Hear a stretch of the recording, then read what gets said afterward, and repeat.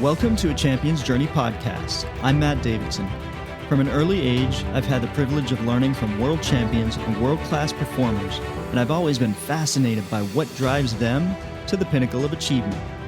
In this podcast, I'll interview high performers to learn more about the habits, rituals, tactics, and strategies which have aided them throughout the course of their journeys so that we can take those lessons and apply them to ours.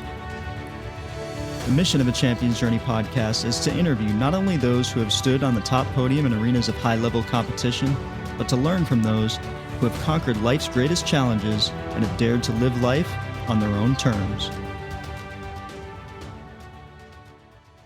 All right, Mike, I appreciate you being here. It's been a long time since we've been trying to get this going. Yeah, really long time. I'm glad to finally be in here. You were involved in adventure sports from an early age. How did that lifestyle during your childhood put you on a path towards a career in skydiving? So I grew up surfing and skateboarding, and I think those things benefited me in a couple ways getting into this type of career. So from one side, I think those sports kind of either teach independent thinking, or maybe we end up part of those sports because we're independent thinkers. I don't know. It's kind of like a chicken and the egg situation, but either way, kind of like getting used to kind of like living on the fringe a little bit is definitely beneficial if you're going to be a skydiver for a living. And then, on the more practical side, I think you wind up getting really comfortable living in high stress environments or dynamic environments, like surfing, like the environment's always changing the entire time. So kind of getting used to adapting to that change and like letting your mind work that way is really helpful. And then also maybe building a lot of self-confidence, like you can express yourself through those sports. They're a bit unique. So you kind of like learn how to express yourself in a unique way. And then also there's a bit of surrender, sometimes things are going to go wrong. Like it's going to hurt every once in a while. Or when I was, like surfing, if you're getting held down, getting ragdolled by a giant wave, like it's a pretty larger than you moment. So getting comfortable with all those types of experiences, I think are, it's really helpful. It's been helpful for me as I developed my skydiving career, already having that background and probably just helpful in life in general. Yeah, water's been the element that I think I experienced the most mental resistance in. I'm fine in the air because I can breathe, but I was never really raised around water sports more specifically. But so I've got a huge admiration for those that do. And I think when I was a kid, I always wanted to surf, but we were a couple hours inland and wasn't really able to do it that much. But where did you grow up? I grew up on Hilton Head Island in South Carolina. Nice. So not so epic surf, but enough, that we could go out, every day or every couple days and give it a shot. And then, when I got way more into it, as I do with everything that I love doing, I would go on a lot of trips and make it happen, and yeah, it's funny how you mentioned that, like, I kind of lived inland for a while and was doing the skydiving thing for a really long time as an adult. And then I spent a period in Portugal and getting back in the water and getting reacclimatized to those, like kind of like bigger, more powerful water. It became like I got ocean fear again for the first time in my adult life. I was like, wow, I can't remember a time in my life ever feeling scared of the water, but now I can really empathize. So. Was that the place you've been that had the largest surf? Yeah, I think so. And also kind of like, we can get real nerdy with it, but like the bottom, the bathygraphy there and just like the general terrain features under the water and around you, like there's a lot of sharp rock everywhere versus I grew up surfing sand bottom beaches that are pretty much, you can't really get hurt too badly there. Right. Like, so the penalty for failure is a bit steeper. Yeah, for sure. Yeah, that's cool. Yeah, I'd like to dig into that at some other point, but I'd like to keep this somewhat skydiving focused. How old were you when you started skydiving? How did you find out about the sport? Yeah, sure. I was 19 years old when I started skydiving. It's March 11th, 2012. And big day for me. I originally found out about the sport the way that everybody does. It became commercial, right? So like it's become fairly mainstream that you could think about going and doing a tandem or making a first jump or something. And it's something you just chat about with your friends. And I had the first conversation about it when I was 16 years old. And I at the time, I wanted to get a fake ID so that I could go skydiving. Not so that I could buy beer or anything. I just wanted to go make a jump. You know, I thought it would be really fun. So it's kind of like an insight, I guess, of the kind of kid I was. It was a little weird. But and then that obviously didn't happen. But when I was in military school, the Citadel, kind of like a fast departure from the surfing, skateboarding childhood that I'd had. Yeah, it's quite the contrast. For sure. And that person that I'd been talking to about making a jump when I was 16 happened to be rolling through town and hit me up and asked me, "Hey, Mike, do you want to go make this skydive?" I was like, "Yeah." And I didn't know at the time, obviously, the difference between a static line jump or a tandem or anything, or AFF, or any of that. And they just said, it'll cost this much. You can go on a tandem, or it'll cost incrementally more. And you can take a 4-hour class in the morning and then jump on your own. And my thought was like, well, I'm only ever going to do this once for sure. So totally going to go jump on my own, you know, like not the right decision. But in my case, it wound up working out. So. Nice. My dad took me by the Citadel when I think we were on a trip to cover some of the drop zones on the eastern seaboard before I went off to join the military. And maybe he brought me by there earlier. I think it was earlier because I think I had a night of drinking or something when I was, maybe 16 or 17. And, he brought me by there and he was like, "Do you think this is something, you'd want to do? And if you continue down that path, this is probably, where we're going to put you." I think it was, more scare tactics, but it looked like kind of a very strict and regimented place. How long I didn't know you attended there. How long did you stay there? Yeah.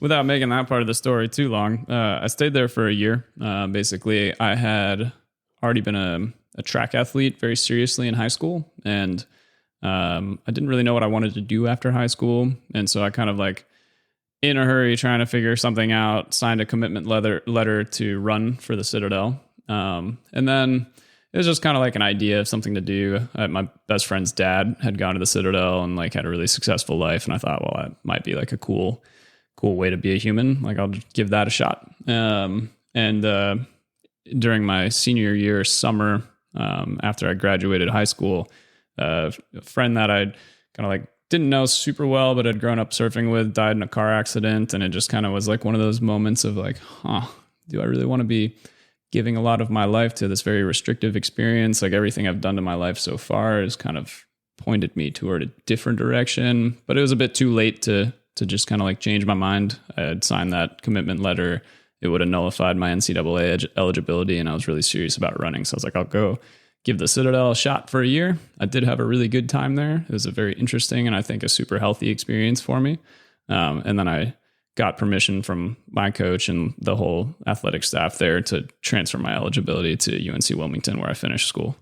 Wow, nice. Do you think that your experience there at the Citadel, that the structure of the experience helped you in later life? Oh, yeah, totally. I mean, for one thing, I do a lot of military contracting now as part of my work in skydiving. So kind of understanding some of the dynamics there was super helpful, just kind of like the basics, and just in general, like knowing what I could withstand as a person, like getting shouted down and hazed and all that stuff. Like I just became very comfortable with all those situations. And I just think anything that's a little bit hard is probably usually pretty good for you. Yeah, I totally agree. Was there anyone who influenced you, or did you have any pivotal moments which caused you to direct all your energies towards skydiving full time? Yeah. So after that first jump I made, earlier back in that story, the guy who taught my first jump course, Chuck Carter, he was an AFF instructor at Skydive Walterboro, which is where I did my first jump. And he was just like smoking a cigarette and having a conversation with me on the picnic table out back behind the hangar, because I just gotten done with my first jump and I was frothing and I was just wanted to learn more and talk, just how everybody is after their first jump. And he just kind of opened up this whole new world mentally for me, not to go all Aladdin, but yeah, he's talking about how you can use your body like a wing and it was all very heady, and I don't know, but like basically every part of your body is like an aileron, or like you can control everything and you can fly everywhere, and all the control and basically like the deeper parts of the sport that we don't see when we think about like taking somebody on a tandem. And I thought, man, that sounds really cool. And because it was kind of like a reconnection to myself after, like going to the Citadel and losing kind of like the adventurous side of myself a little bit during that experience, I decided to just keep going on jumps. So I made another one that day, and then I came back the next weekend and I made a few more. And it's kind of just chasing that fun feeling. And after a while, I realized like, oh, well, Chuck is also like a tandem videographer and does all this other stuff. And I kind of like realized that the sport was an industry and that you could work in it. And then that kind of became the goal. Like, I owe it to myself to have a fun life, right? If I'm going to try to do it this route. So this seems like a good way to do it. Nice. That's really cool. It's always great to have someone in the sport like that has influenced us or mentored us and, kind of changed our path. You ended up going to college. What degree did you pursue? And do you feel your education helped to prepare you for life after school? Yeah, 100%. So by the end of college, I graduated with a bachelor's degree in creative writing, and specifically nonfiction. I've never in my life been a professional nonfiction writer. So the surface answer would be no, but I actually think it's been really beneficial. For one, I learned storytelling techniques, right? Like, and I think effective communication is super valuable. And then I think being able to tell stories, like we'll get into it later, but I did, some of my career involves filmmaking. So storytelling super important in that regard as well. And then part of getting a degree in writing is essentially you write a story, you give it to the other 20 people in your class. They take it home for a week and tear it apart. And then you have like a 90-minute class where they just say all of that stuff to your face. So I got really used to dealing with rejection and kind of like separating your ego from your work and all these kind of like weird nuanced things that I think might take a really long time to learn otherwise, but are super valuable. So, like in a lot of my endeavors, I found it super useful. So yeah. It's an intensified immersion type of way of learning those things. Yeah, for sure. Crafting a story is super important, for like the filmmaking or, even doing a podcast. And I'd like to maybe talk to you offline about some of that stuff later and learn some. You also speak French conversationally. Is that a skill that you learned in your studies, or is it something that you picked up on your own? Yeah. I did have to take some French in college. Just you're required to do some language. And I could have chosen, but I chose French because I'd already been doing that in high school because, I don't know, I was rebelling against nobody. So instead of Spanish, I took French. That's what I did in high school too. Yeah. And I really enjoyed it, but it was just kind of a thing I did. Later in my life, for a brief period, I dated a girl who's a French speaker. So that was kind of obviously really good incentive to practice my French a little bit. I got kind of interested in like the language again in general. And then finally I realized that I might want to move to Europe for a little bit. And during that process, I thought, wow, like it'd be a real big bummer to move to Europe and not be able to make any friends. So I knew I was moving to a French speaking area. So I just studied really hard. So have you lived in Europe more than once? Because I know you did a little bit later in life, but did you, at what point in your life did you move there the first time? In 2020. So only once. Okay. And it was basically from 2020 until middle of 2023. Okay. Gotcha. Just to backtrack a little bit, we were talking about effective communication through storytelling. And I wanted to touch on that a bit. I would imagine that would provide some great value for you in interactions with from a coaching student perspective. Have you found that to be the case? That's an interesting take. I actually haven't done a lot of thinking on that. The short answer, I think, should be yes, right? Like being able to understanding that the more words you say to somebody does not always mean the more information you've relayed, right? Right. Like people have an attention span, and it's not a voluntary thing. Like you will make someone's eyes glaze over if you're talking too much. So trying to really condense the amount of information I give, I think is probably a coupling of just coaching experience now, but it maybe started a little bit with that education as well. Yeah, it's an interesting topic to think about. Yeah, I'd have to think more on it. And speaking of coaching, what were your early experiences like at Skydive Paraclete XP, and how did you balance your newfound lifestyle while going to college a couple of hours away in Wilmington, North Carolina? Oh man, like a hippie. Yeah, so I was going to school in Wilmington. That's 2 hours from Rayford, which was where I was doing most of my jumping. And yeah, I had a couple interesting experiences in that period trying to make both of those things work. On one side, it's very difficult to pay for skydiving while you're in college.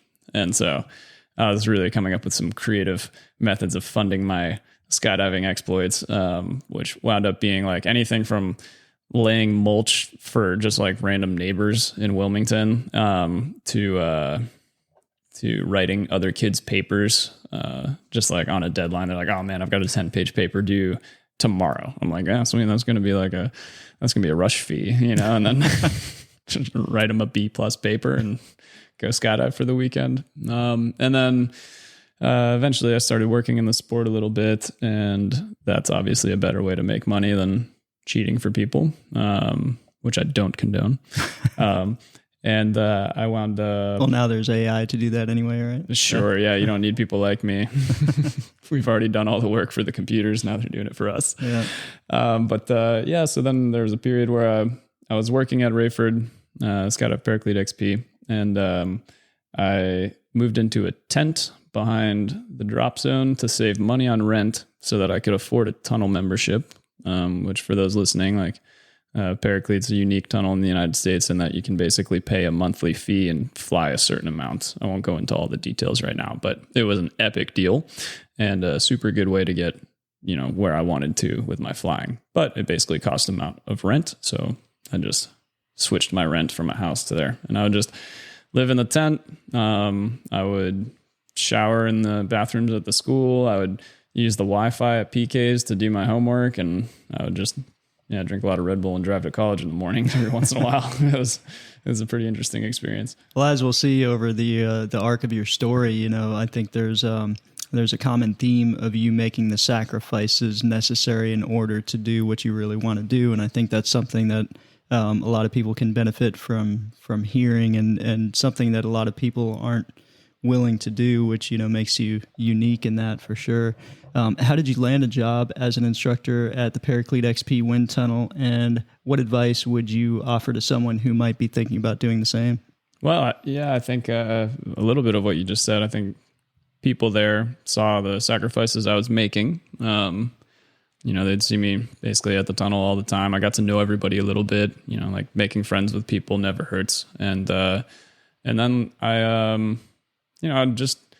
was really in love with what I was doing. I was really stoked. I was really motivated. So I'd just show up every day with a smile on my face and, eager to fly and try to be considerate of, whatever was going on at the tunnel and not like stomp all over it. But, I wanted to fly. Right. And so there's that half of it.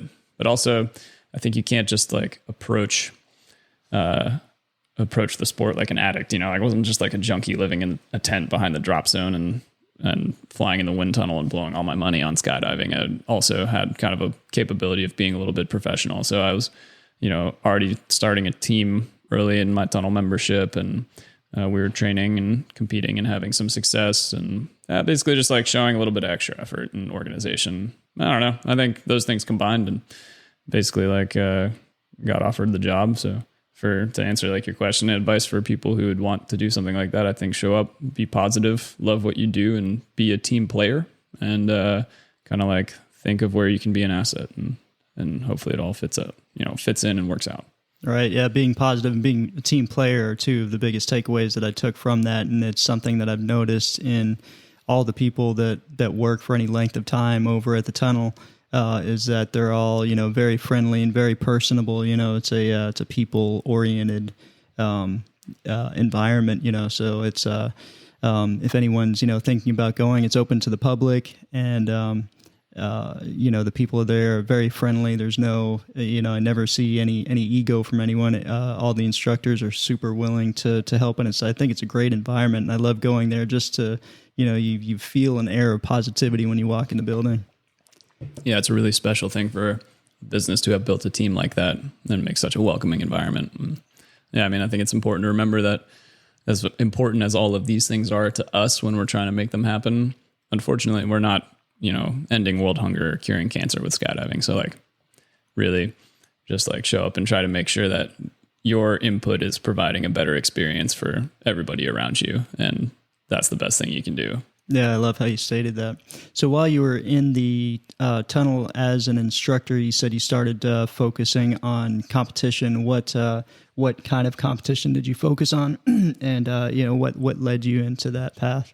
Well, yeah, I've basically really enjoyed competition my entire life. I think I'm like a pretty physical person. Like it's a fun way to express myself. And also it is something that allows me to set a targeted goal and use that target to become a better version of myself, both probably as a person and also as an athlete.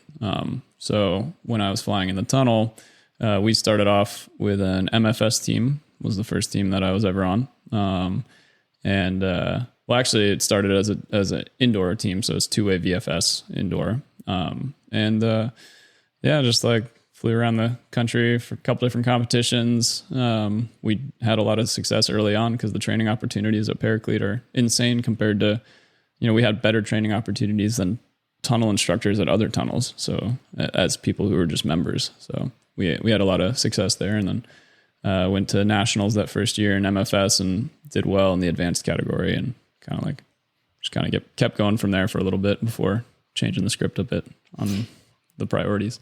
Did you have any mentors that helped you along the way in a competition sense? Oh man, yeah. I would say like almost two polar opposite mentors. One was Selwyn Facey. He's such a good coach. He's got a very, very wide perspective.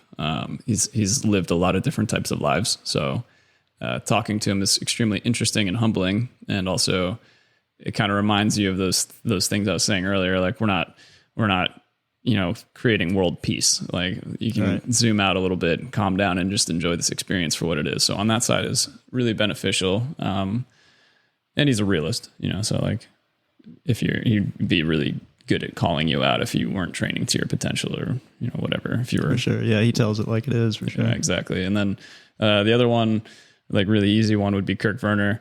I mean, he's just been like a wealth of good advice and motivation, and, always has been willing to kind of like give me an opportunity, and I'm super appreciative of it. And just like couldn't say enough good things about our interactions and how they've helped shape different aspects of my career. So, I mean, there's a lot of people that I would have to thank if we wanted to go through all of my like mentors and inspirations and people that have helped me. But those are two that stand out really easily just while we're having this conversation. Yeah, Kirk is awesome. It's a privilege to be a peace partner with him, flying with the 8-way. And it's funny because a lot of people, he's been in the sport a long time, and I think he's if not the most experienced person in the sport, especially in the disciplines of belly flying.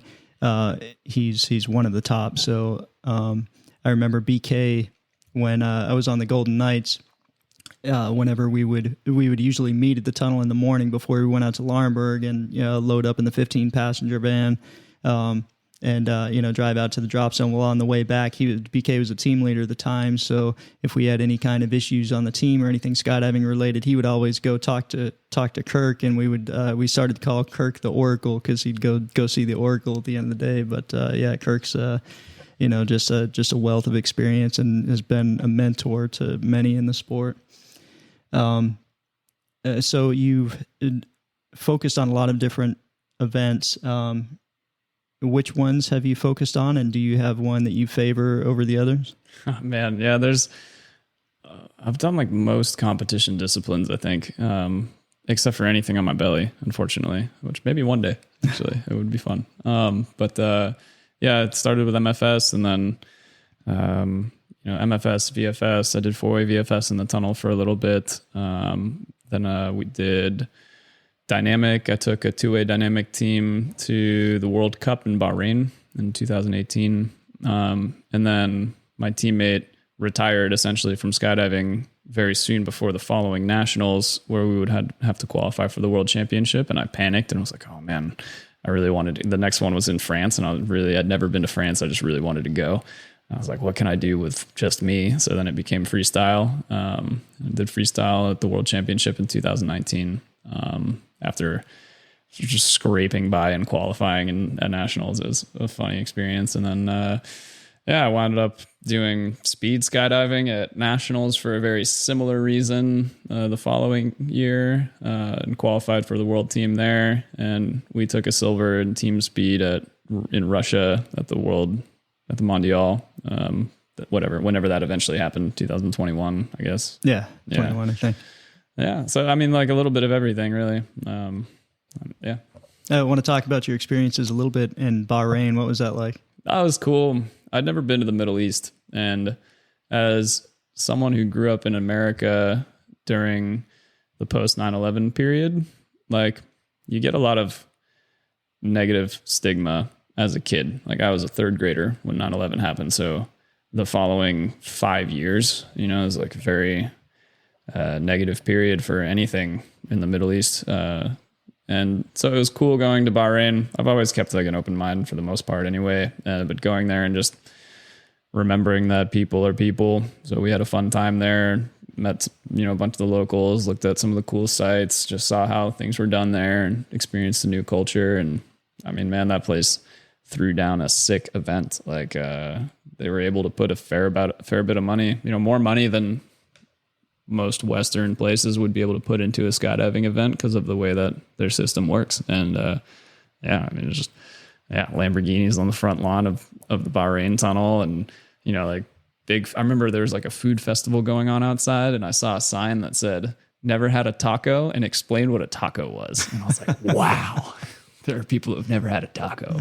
There are like camel rides for free, and they took us to like the Grand Mosque and museums, and like down through the alleyway souk markets and all that. It was cool. It was a fun time. Yeah, they definitely know how to. It reminds me of Dubai. We were there in 2012 and 2015. It's just so over the top with how they put on build huge stages, and just the opulence of it all is just totally incredible. But yeah, they definitely do it in a different way there.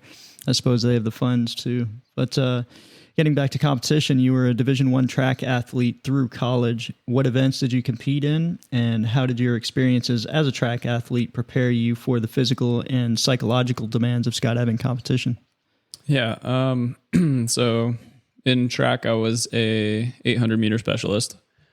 So we were pretty good at just suffering at a high intensity for the longest amount of time possible. It was just like the longest sprint that you can do. And that was fun. And then I would go all the way out to 10Ks during cross country season just to stay fit. So I was on track and cross country. And a couple things, like one, performing any sport at a high level teaches you the value of disciplined training, like lets you organize training structures over a long period of time. So instead of like, I'm going to go to the gym today and I'm just going to slay, it's okay, here's like the macro improvements I'm looking to make, and how can I organize these on different scales and build, toward a peak for a specific performance. Things like that are pretty useful. And then, just like any other sport, I mean, think any competition period, no matter what level, as long as it's important to you, you get experience competing in a high stress environment. And I think that's been really useful to me, through the world events, and then also just in non-competition events like base jumping or speed flying, all those things where you're trying to perform a very nuanced skill under a lot of stress. Did you have any coaches that stuck out to you that helped to guide you in those directions, or helped you to structure your training? Any that stuck out for you? Mainly my high school track coach, actually, Coach Wrightson. He was just a really nice guy who would spend the extra time to kind of explain why we were doing things. We had two coaches. One of them was like really like shoot from the hip, kind of like Russian training Bible from the 80s type coach. He would just like work us into the ground. And then the other one was kind of like would temper him a little bit. And so from Wrightson, who was the one who would temper us a little bit, did a really good job of explaining why. Because otherwise, we had like a lot of kids on it. We were running like an insane amount for high schoolers, and like had kids on our team. You were like, going through growth spurts and then having like multiple stress fractures every season just from running. And so it was kind of cool learning both ends of the spectrum. Yeah, was it like a good cop, bad cop kind of environment? Totally. Yeah. Exactly. Did they guide you? I want to zoom in a little more specifically on like the setup when you were talking about scaling and maybe focusing on different aspects of training that would help to provide success in whatever area you were looking to improve on. Did they guide you with that, or were you left to your own devices to come up with those structures? No, that's where I learned the basics of all of it. Just like it's like building a pyramid, right? You're building toward a peak. So early in the season, we would do these like really basic, simple, low intensity foundational drills for running. So in this case, it'd be like long, slow distance. And then in the middle of the season, we would be doing more like moderate tempo interval work. And then toward the end of the season, we're getting more and more aggressive, very, very high intensity training. A lot of like, on the specific side, it'd be like a lot of like heart rate variability and VO2 max and like things like that. Just really seeing how much we can pull out of our bodies, and then taper down so that we have time to recover and we enter competition in a good physical and mental state. And just probably the biggest thing, that all the sports could take away from that bit of information would be more just knowing that improvement was coming like scaled like that. You can adapt those ideas to different types of training, and also that it's not a linear function. Like your improvement is always a stair step. There's always like 3-4 steps forward, and then you're going to take a step or two down. Like you're going to regress, and then you'll continue to improve. But the general trend will always be up if you just stay with it, you follow the plan, and you have a good plan in the first place. Like you're going to wind up having increasing success. Do you attribute that step back to maybe focusing on a different aspect of training? Yeah, it could be that. It's also just very natural, I think, for exhaustion to occur. Like your brain or your body is going to just hit a level of exhaustion where it can't absorb any more information, and that's where recovery becomes very important. Right. Yeah, I was just had a podcast interview with Steve Lefkowitz, and we talked about that and about trying to balance that rest and recovery with the training cycles, because you need to, recover not only physically, but also allowing those neurological connections to develop for, whatever activity you're learning on. But, one of the challenges is through skydiving is that you have these planned camps. And if you've got good weather, for, maybe a 2-week period, it's full throttle, and you're not going to be doing too much of that, pulling back on those throttles so that you can relax and recover. But, so sometimes that can be a tricky balance. But I like how you talked about, laying the foundations. If I can equate it to some of the formation skydiving stuff, is that we'll focus on different aspects like that. So we'll focus on flying smooth and establishing fundamentals, grip, discipline, and just very disciplined flying. And then we'll take another portion of our training and focus on speed. Almost breaking the getting out of our comfort zone and flying at a level that might be more messy and not as disciplined, but we're getting used to flying at that pace. And then we'll focus on something else. And usually the same thing that you're saying is we'll take a step back, but and then, the overall trend will be forward. So that's some good info there. I'd like to talk some about performance and success and failure. What does your daily routine look like? And in contrast, what does your perfect day look like? Okay. So it kind of goes along with the scale conversation we just had.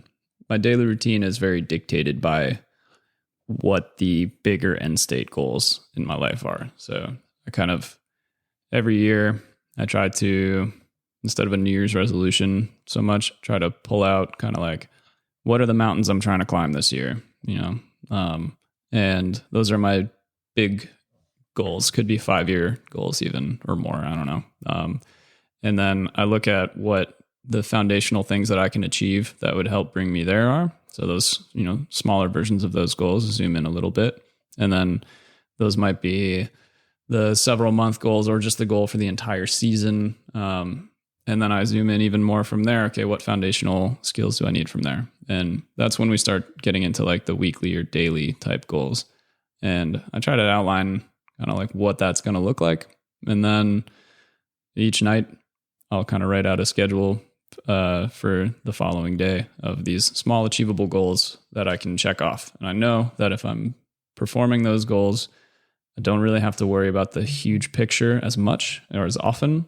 And I can really just like be assured that I'm getting where I'm going and not just like stressing that I'm not there yet, So it allows the experience to be a lot more enjoyable and sustainable, I think.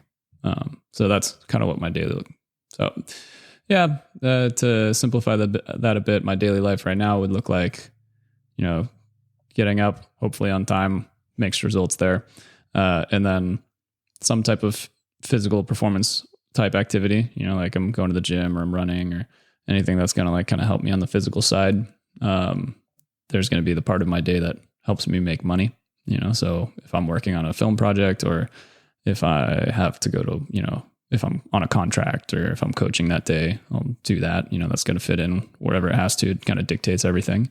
And then some form of flying activity for myself, as long as it's available. So I'm living in Utah now, so maybe like I'll go for a morning speed flight and then, go do whatever work I have to do that day. And then maybe hopefully another one in the afternoon or something like that. And then, that's somewhere in there fit in food and intellectual stimulation, if it's not already happening through, like work. Like I think film editing is like really good for my brain. So if that's going on, then I feel pretty good. And then that's kind of like my regular day. If you're going to absorb some kind of information for entertainment purposes, what would that be, just out of curiosity? Oh, wow. That's a tough one. It depends. I used to really enjoy television or video games, for entertainment. I don't have a lot of time for them anymore. I'm on the road a lot.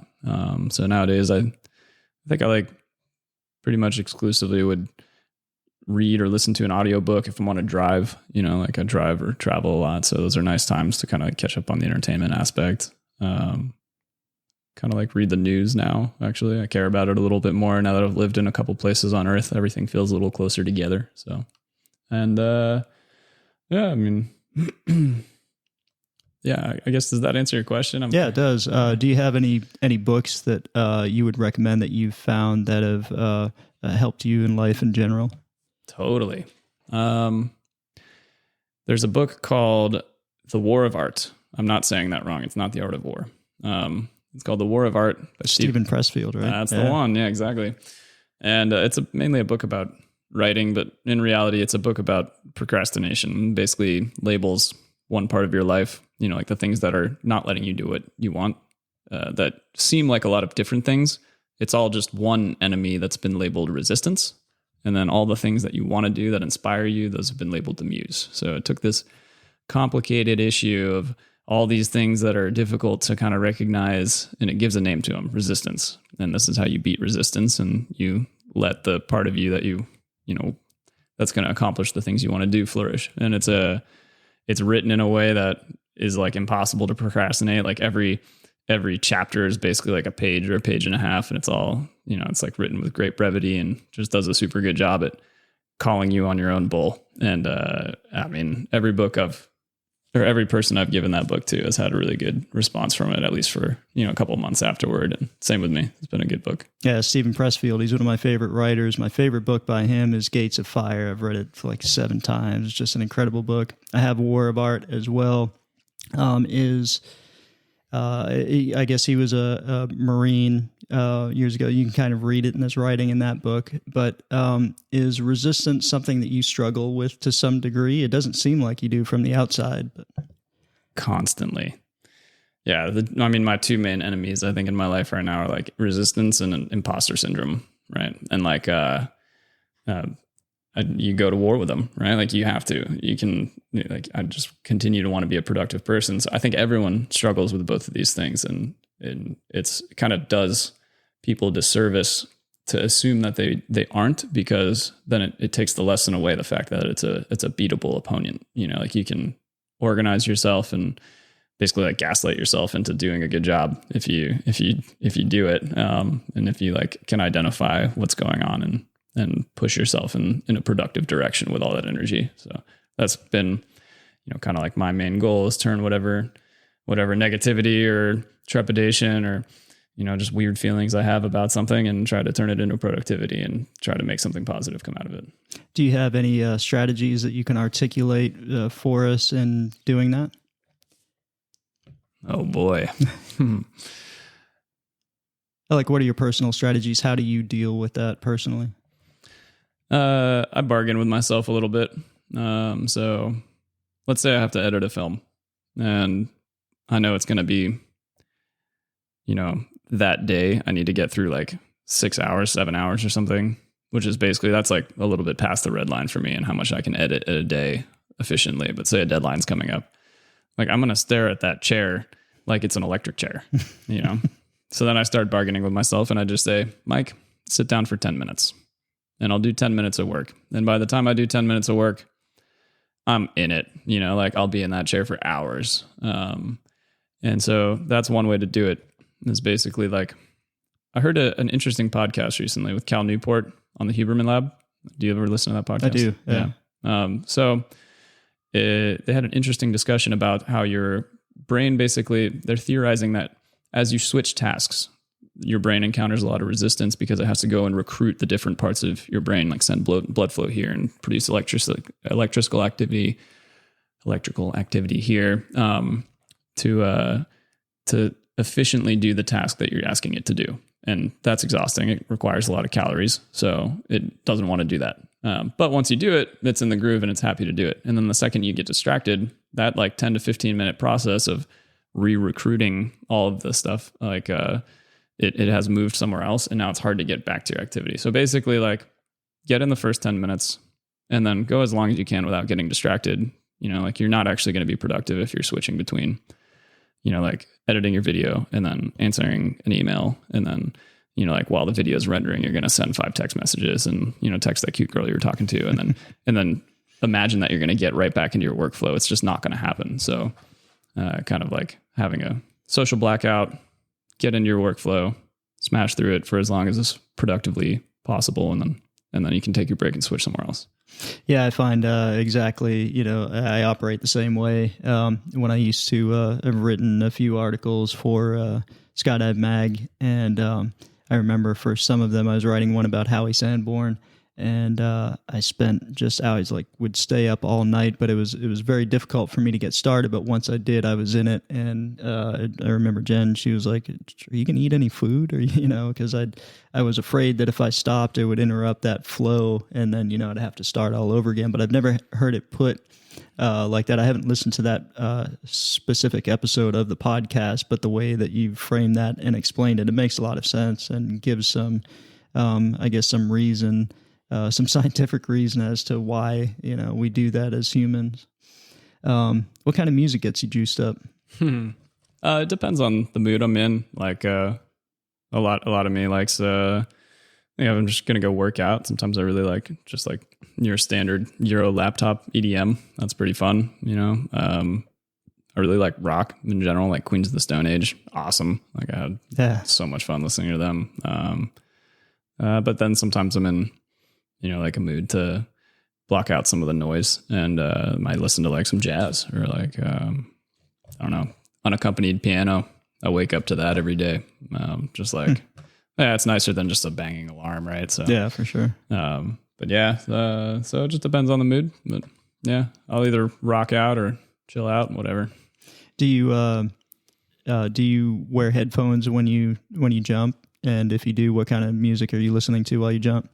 Actually, I never do. Even when I worked in the wind tunnel, the only time I would listen to music while flying was while I was planning free routines that would be accompanied to music. Okay. Yeah, I find it distracting. I really like being saturated in the medium whenever I'm doing some type of performance activity. Yeah, in the same way, I find that, belly flyers, when we're doing the formation skydiving, you don't see a whole lot of us wearing headphones, but I do see it with some of the other vertical disciplines. I find that being in the moment and being more connected, I find that the fewer distractions I have with that are for the better.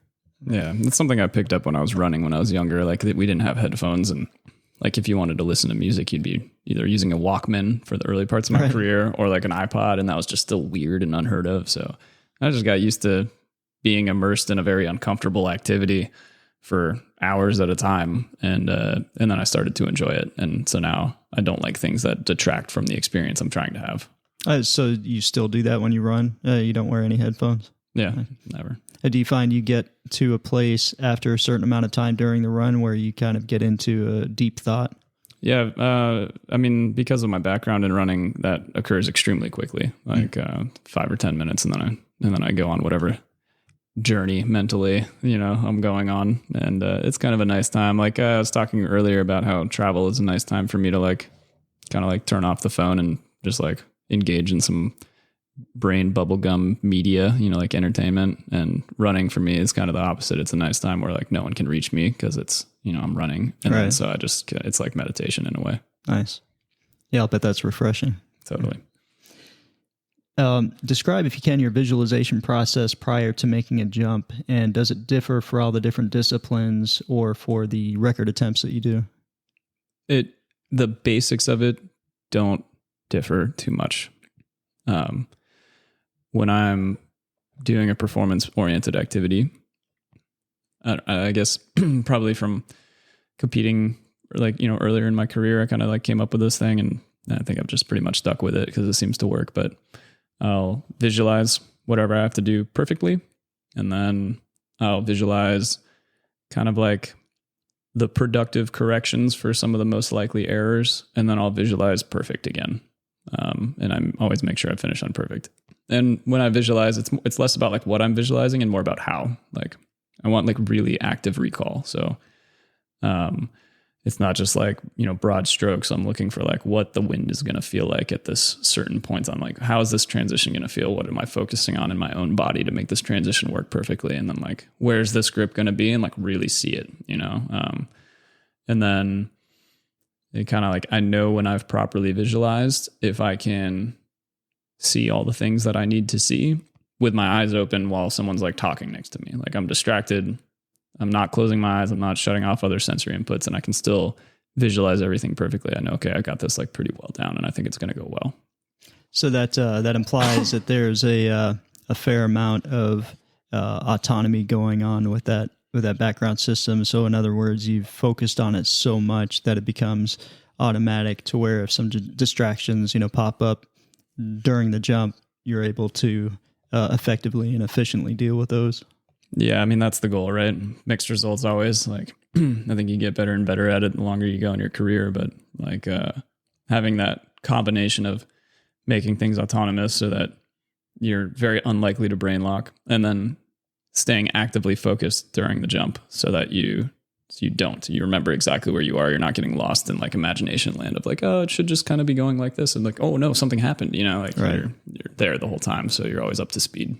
Yeah, I'll do the same thing with formation, belly formation skydiving is where I'll once I have the jump in my head, I'll then go back. If there were anything that happened on creepers, if one person was having an issue with a certain formation, that'll indicate to me that there might be an increased likelihood of a brain lock. So I might, kind of program that in as a, potential, flaw in the jump, so that if it does happen, it's not going to distract me enough so that, I'll get off track and contribute to the problem. I'll be ready to be part of the solution. And, I think it's good to be able to anticipate those kind of issues and focus on those just a little bit, so that they don't surprise you when you're in the heat of the moment. Yeah, I think you're priming pathways in your brain, right? And so like the deepest, trench you'd want to dig as far as like pathways would be the perfect one, right? And then you want the option B to be, whatever correction you need to make. So like you're going to visualize the the image of perfection, and then you're going to go from there and like give yourself a little bit of priming for those other ones. And I think that's probably scientifically how some of your brain works. I'm not a neuropsychologist, so I don't know. Me either. Yeah, that's a really good way to state that. Another thing that I'll do is I'll visualize when I'm at a competition. I'll visualize clearly what it's like to be on the podium, for the finish. Is there anything that you do like that during competition? That's interesting. I find the results to me distracting. And I think like in a bigger kind of like more theoretical part of my life, I think I try to focus often on like being result and goal oriented, but just keeping my focus on the things that I can control right now. So I think I actually avoid thinking about the podium in general and just think about, skydiving's all offense, that was a Kirk Vernon quote. And I just focus on performing the best I can. And then kind of like, at least I know if I do that, like I'm not going to be super bummed. It's going to be an exciting experience and we're probably going to be close to where we want to be. So. Yeah, you said an exciting experience, and that's why I do it, I think, is because with my visualizations, I try to, conjure up those positive emotions that'll help to, guide my performance in that direction.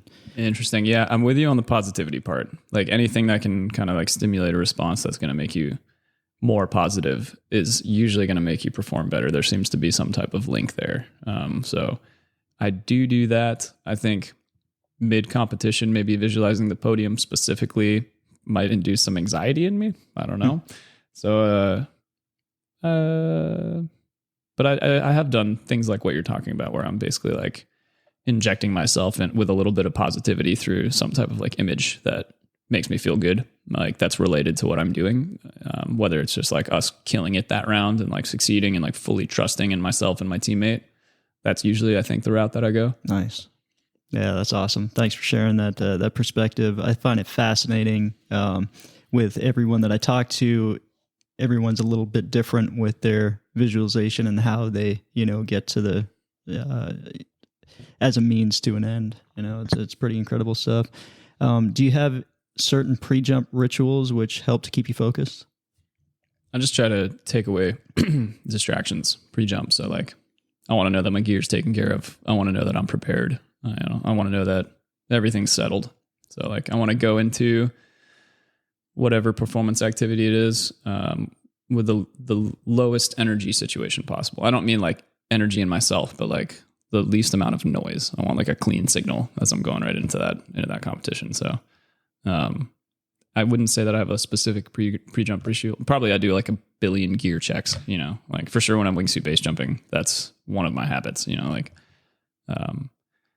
so yeah, things like that, but nothing. I don't like have my lucky socks or like, right. Yeah. Yeah, no, I wasn't thinking about anything like that, but I know that it does differ for me from drop zone to drop zone because, things are run just a little bit differently. It's set up in a little different way so that your habits while you're there tend to change just a little bit. But if you can have some systems in place so that your signal is clear when it comes time to make the jump, I like how you put that. Yeah, definitely.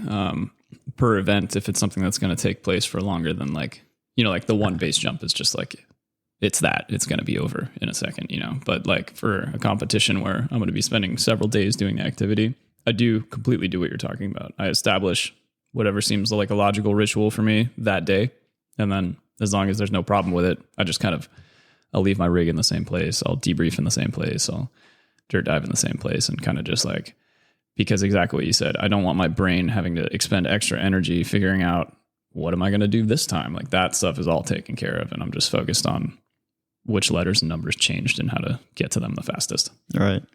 Now you talked about the base jump being just, it was just the base jump, but I would imagine my base jump experience is very little. I've only got a couple, but I would imagine that, you're doing it in different places, and that the variables, there's so many more variables that go into it. Is there anything that you try to keep ritualistic to try to minimize the noise?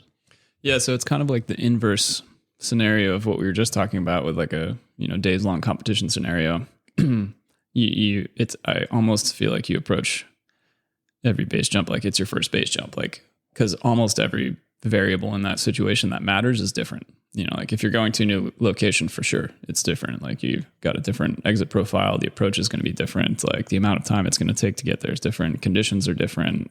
Everything is different. So, then I think you're actually doing the opposite of what I was saying, like, with FS style performance experience. Like you are putting a lot of energy into making those calculations and doing a lot of creative problem solving. And in that case, you want to have your rituals for, like basic safety, the things that don't change, like your gear checks and whatnot. You want to make sure that you have good rituals there because your attention needs to be focused elsewhere. And it also has made me like a little bit selective of like who I want to share those experiences with. Like if there's like a lot of like really loud, noisy, like rah people around while I'm base jumping, like I'll still go and probably have a good time. But if it's my choice, like I'll try to be with more quiet, like-minded people who, like we're not detracting from each other's focus as much and kind of like can enjoy the experience a little bit more. Like maybe we'll have a super nice conversation on the hike and then, we'll get up top and we'll, quietly assess whatever's going on and kind of like enjoy it and be like a little giddy, like of course, but then like, yeah, it's a little bit less noise. Right. Yeah. And I would imagine too, all the different awesome locations that you get to do those types of jumps in, you want to be able to, enjoy that environment, that surroundings with, not too much noise going on. I'd like to talk about your relationship with fear. When we were just, talking about that, my palms were getting sweaty, when, just, kind of imagining what some of those scenarios might be like. Do you get scared or nervous before making any kind of jump? And if so, how do you deal with that fear? I get pretty scared before most base jumps and a little bit anxious, as normal before like most competition style jumps. And my general stress level is quite low on jumps that I've done thousands of that type. Like I don't get super stressed going into angle jumps or like, whatever kind of like just fun jump. Right. Business as usual. Yeah, exactly. It's amazing what you can get used to, right? Right. But dealing with that anxiety, I'm having to think about it a little bit. I guess I just take care of whatever I can take care of. And I acknowledge the things that are variables that might have something I can take care of later. Like, okay, on a base jump, like what if I have an off heading? Can't really do anything about that beforehand, but I could visualize correcting it later. And then I try not to waste too much time burning mental calories over things that I will never have any control over. So whether or not my teammate like fumbles a grip or whether or not like I have a speed wobble during speed or, like something like that, and there's just not a lot of control. So like, what's the point of expending all this mental energy over it? I think you end up having a better performance just not worrying about it. Yeah. Do you have any strategies like breathing strategies or anything like that to try to keep your heart rate down? Yeah, totally. Not like an organized one, but I think a lot of the experiences of my life have really allowed me to kind of like disengage with stress in a useful way. Like that sounds a little messed up coming out of my mouth now, but I think like if I'm really in a high stress environment, I don't get sucked into living the stress. Like I'm not stressed, I'm experiencing stress. That's like a very important difference. So you can kind of like observe your brain having this natural fear response and still be the observer and kind of just like try to manage the things that are important. And so like breathing, regular physical stuff that kind of helps you calm down your body biologically is useful. So you can Google a million ways to do that. I don't have like a specific one to tell anybody. I just kind of whatever works for me. Take a deep breath, rub my hands together a little bit, like whatever signals to my brain, like, okay, you're going to go do something extreme, but you've got it, and kind of like I have those things. I notice them in videos later. the way I'm behaving. I'm like, Okay. yeah, interesting. I guess I do that every single time. Weird, Nice. So it's not really something that you give a whole lot of attention to. You've just kind of built it into your normal operating procedures. Not the specific methods, but I give a ton of attention to what my mental state is and to trying to manage that as best I can. So. I really like how you framed your detachment, and I don't think it's messed up at all. I think it's a really, to me, I think I do it to a certain degree, but have never really given it much thought. But having that detachment, I think, is a really probably effective and healthy way to deal with that. Yeah, maybe. I think I was picturing myself kind of saying like, oh yeah, you just like go numb to all your emotions. And I don't think that's a healthy thing to do. There's an appropriate amount of fear for sure. And I think that it's unwise to ignore that. But like, being able to not be overwhelmed by any emotion, I think is super useful. Yeah, for sure. Fear, anger, despair, whatever, like kind of like being able to observe a physiological response without living in it mentally is interesting and hard to define skill. Is that something you're able to sustain regularly? I know with myself, sometimes I'll go in waves. Sometimes I'll be training for an extended period of time and it's business as usual. And then other times I'm kind of looking around like, what the hell am I doing, man? This is a completely unnatural activity. Do you ever experience moments like that? Yeah, are you talking about like when you have an out of body, like, oh, I'm about to get out of an airplane. This is not normal. Yeah. Yeah, totally. But even then it's kind of fun. Like I kind of enjoy every once in a while having that big picture snapshot and be like, oh, that just made my stomach drop for the first time in a while. But no, yeah, for the most part, like you just continue living in it. Yeah. It's part of the fun of the sport, right? It's part of why we do it, I think. Yeah. So in contrast, what's your relationship with success? Do you feel there's an amount of suffering that you have to go through in order to be successful in your many areas of focus, or does success come easily to you? I know we talked about the resistance of sitting down and doing a task, but once you're involved in doing that task and you're sitting down doing it for an extended period of time, I believe that's a certain amount of suffering. Is that how you equate it as well, or what's your take on it? That's an interesting question. I don't think that I consider myself successful every time I make it to the gas station before my tank runs out. I don't think like it's a massive success cooking dinner. Actually, sometimes I don't cook often. So I think that it's the value that you place on it, and I think a lot of the value that you place on success has to do with kind of like the buildup of like what you had to go through a little bit to get there. So I don't think it would necessarily have to be called suffering, but I do think, a challenge. Like I feel more successful when I've achieved something that was challenging. All right. How do you deal with failure, and is there one in particular that you've learned from? Totally.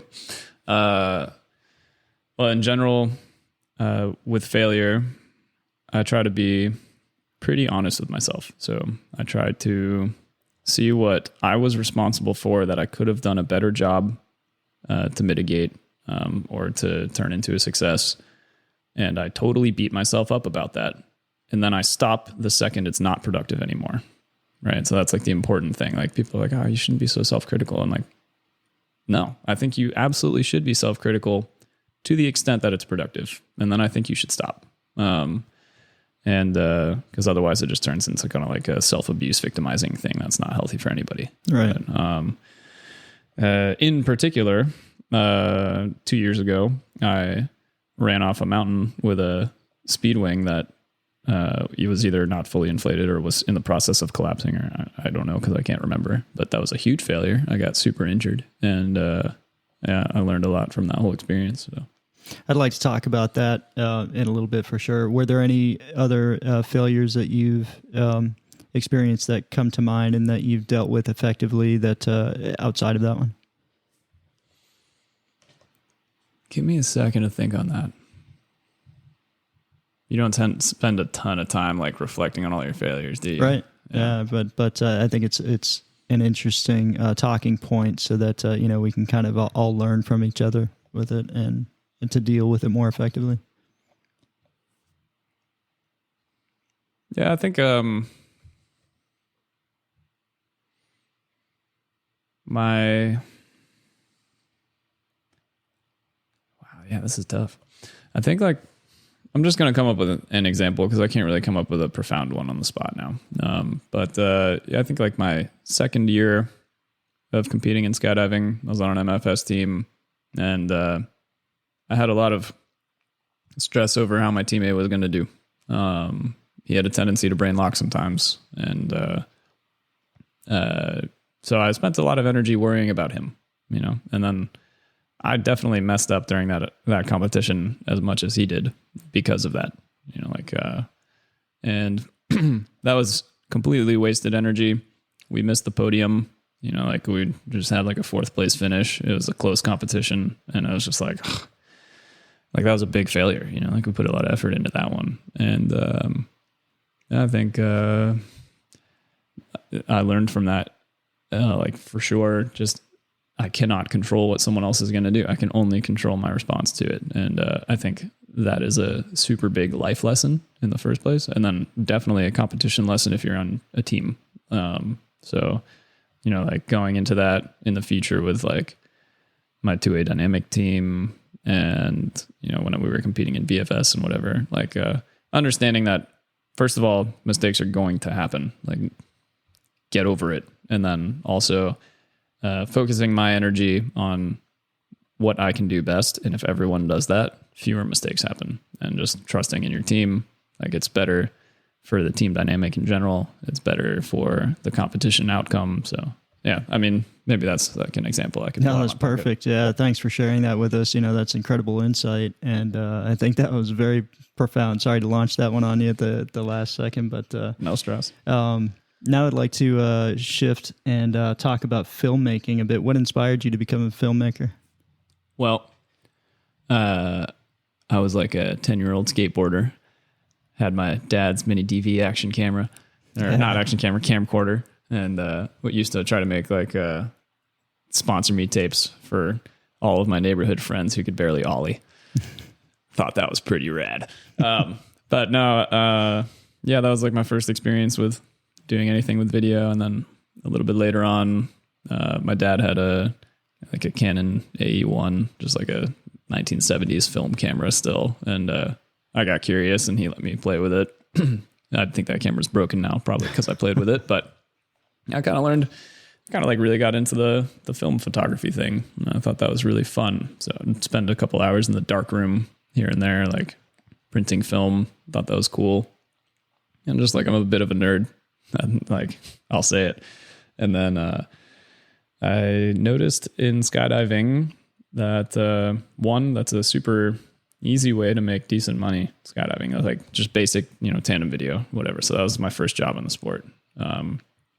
And then I started to realize that there's, you know, if you do it in a more artistic way, you can reach a much broader audience, right? Like I loved skydiving so much, still love skydiving so much. I want to be able to share air sports with people that would not normally see it because of all the good things it's done for me. I think it has a lot of good lessons that you could share with the world. So the only way to do that is through film, right? Like you can't just go tell people stories at the bonfire. Like right. You're going to have to show them. So I kind of got interested in doing kind of like more documentary style or a little bit more artistic film than just like the tandem videos. And that's been a super cool journey. And then, you know, just like kind of, we do so much cool stuff, like so many cool things that I forget a lot of them. So it's actually really nice to go make a video that kind of ingrains them into my memory a little bit and everybody else's, like who was a part of the event. And then kind of like, being able to watch those later is like a time capsule of all these things that I forgot.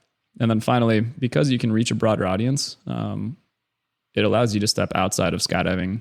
So that opens up really cool opportunities. Like if you know how cameras work, if you know how shots work, you can tell a story.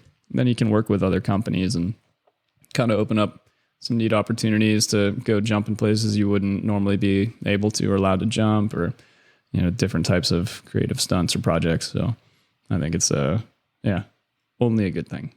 It is cool. When I had some physical issues where I had to back off the team, you know, going to just prior to going to Russia and to help fill some kind of need on the team, and a desire of mine to to get a camera and a gimbal and some things like that, and started playing around with it. I really enjoyed the process and that creative outlet. But getting back to what you were saying about the time capsule, that's really cool. I was recently went back and I shared some of them on Facebook of the old Golden Knight movies that we made 20 years ago. We decided to each one of us, just edit all the footage that we had and put it into a couple different movies. And it's really cool to, go back and reflect on that and look at the tunnel that we used to train at that's no longer there in Fort Bragg, North Carolina, now Fort Liberty. But yeah, just some things like that were really invaluable to have there. I do remember as editing, that was my first real exposure to editing and how time consuming that is. I remember that was one of the times that I got into a flow and didn't get up from the computer, but to, maybe go to the bathroom and get a little bit of food for like 36 hours, straight. Yeah, you can get lost in it. Yeah. But you also, you mix music, so that drill as well. All right. What's been your favorite production to create so far, and why? Okay, so I got to work on the Project 19 documentary, and that ended up being a really, really cool project. So if you don't know what that is, there was an event called Project 19 recently. It was commemorating the 100th anniversary of the passing of the 19th Amendment, which is the amendment that granted women the right to vote in the United States, which is wild to think about now that they were ever deprived that just for being a woman, right? Like, it's insane. But this all happened very recently, that was 1920. So they commemorated that with a 100-way women's vertical world record attempt. And I was brought onto that project not knowing much about it. Not being a naysayer, but kind of not really being like enthusiastic about it either. And as a result of the project, I wound up having to do an insane amount of research. And basically it was basically like a semester's worth of research in women's history since 1776. And it was super rewarding. Like, first of all, the event was sick, like best vibe ever. And they killed it. Like, they didn't get the 100-way, but they got insanely close. They were deprived a couple of team members because of things that happened during COVID and whatever. So like a couple of really key players, and even doing so with the team that they had, they were able to pull off like 96 out of 97 way, basically those types of numbers like 4 or 5 times in a row on the last day. It was insane. I've never seen a record sustain that high level of performance for more than one jump. And they did it for 4 or 5. It was really cool. So that was awesome. And then I feel like I got, paid to learn a lot about this really important part of history that's been glazed over a fair bit. And, it's kind of like, I'm not going to say that like women are at major risk in the immediate future of not having the right to vote again. But I do think like civil rights are not as secure as I previously thought they were when I look at the context. Like, man, like, yeah. Does seem like some things are tenuous right now. Yeah. So yeah, I'm not going to get like super into the whole thing, but like the Voting Rights Act was 1965. Right. That's not that long ago. So anyway, very, very rewarding experience. Super cool thing to have been a part of. I learned a lot through it. That was my first, like, longer than a 10-minute documentary. We were making like a film festival length documentary. So it was about 30 minutes, and it was really, really fun. What were a couple things that stand out to you that you learned during your research for that? I learned that bicycles played a major role in women's liberation. Really? That's kind of just like a fun fact. They contributed both to the clothing revolution. Like, women were dressed extremely conservatively, and then bicycles came along and they could ride bicycles, but you can't do that in like a long dress. So hoop skirt or something. Then came bloomers, and then women could wear pants all of a sudden. And then also it was the first time in American history where women could congregate without needing a man to take them there. Like didn't have to like prep the horse or like drive the car for them. Okay. They could just ride a bicycle down the street and go to their friend's house and talk and they had big conversations about big ideas that ended up changing the world. So that was super cool. On like a more serious side of information I learned that women were imprisoned for silently protesting outside the White House, like just standing there with signs, not disturbing anybody. They were thrown in jail for obstructing the sidewalk. This is the Occoquan Women's Workhouse. So it was more of like a work prison, even at that, where they underwent a hunger strike. And because they were hunger striking, they were force fed, which is totally illegal now, and probably it was extremely questionable. It's always like it's morally reprehensible, like you're just shoving a tube down someone's throat and just like forcing food down it, like they're like bleeding, like coughing up blood. So it was like terrible, So, and that was in the early 1900s, so like barely 100 years ago, right? Yeah. Yeah, so things have come a long way, but in many ways, it seems like they have a long way to go as well. Definitely, have my respect.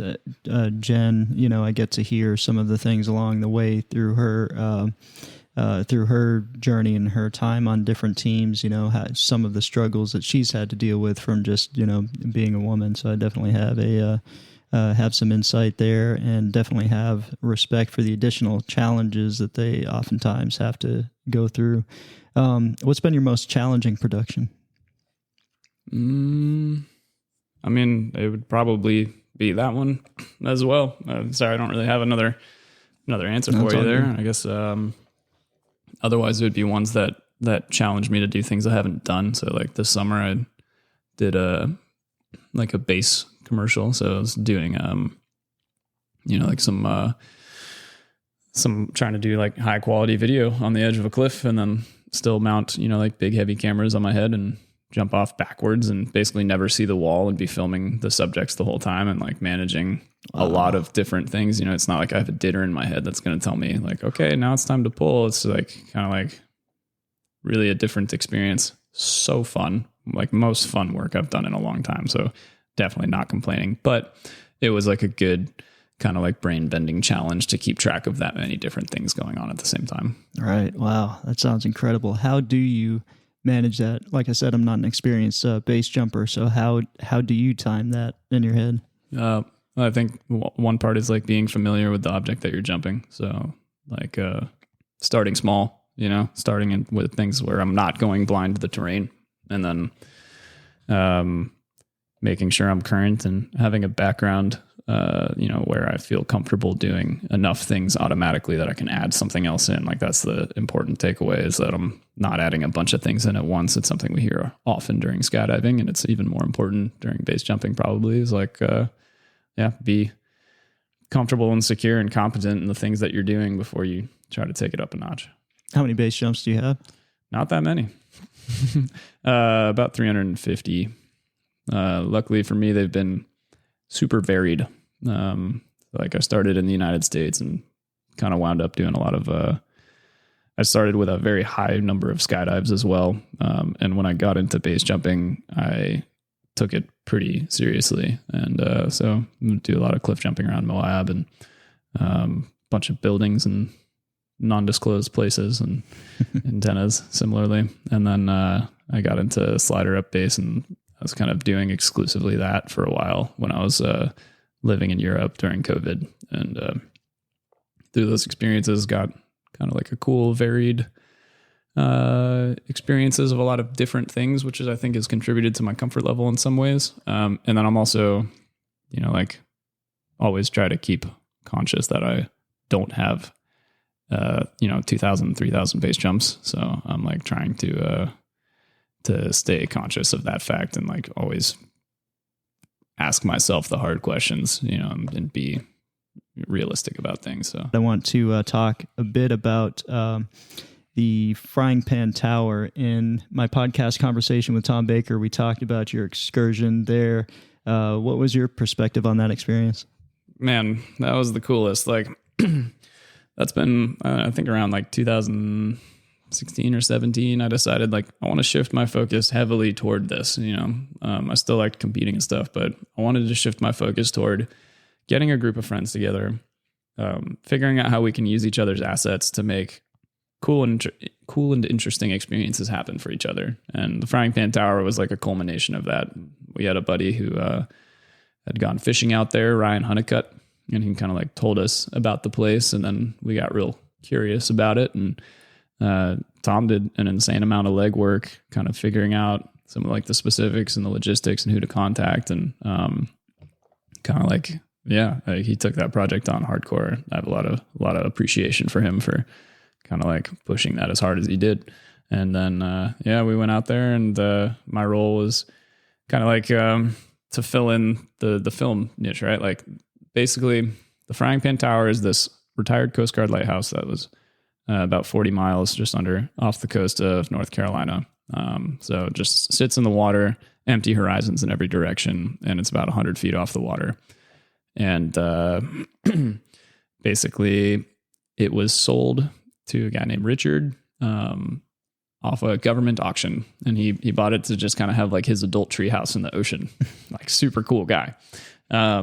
And it's really expensive to maintain, and it's a super cool opportunity. Like you can take a helicopter out there and kind of like live on it for a little bit, Airbnb style, or just volunteer. And so like in order to keep it running and be able to continue, like keeping it up, he's like looking for exposure and, people to volunteer and fundraising efforts. So part of us going out there was basically just getting some super cool media that he could use, which wound up being really successful. They got like millions and millions of views on some of those videos that they made. And anyway, so we went out there and did parachute jumps onto it. Basically it was awesome. We stayed out there for like 3 days. I felt like being in a video game. You were just like on a map somewhere, like separate from regular Earth. Like you can't go anywhere. You're just stuck in a 75 by 75 foot building. Its own little ecosystem, right? Exactly. Yeah. It had a kitchen in it. We could fish off of it. We fed like 8 people in the first 15 minutes fishing because it's the only object out there. So it's like got a lot of, ecosystem underneath it, like you said. And it's got bedrooms in it, a pool table.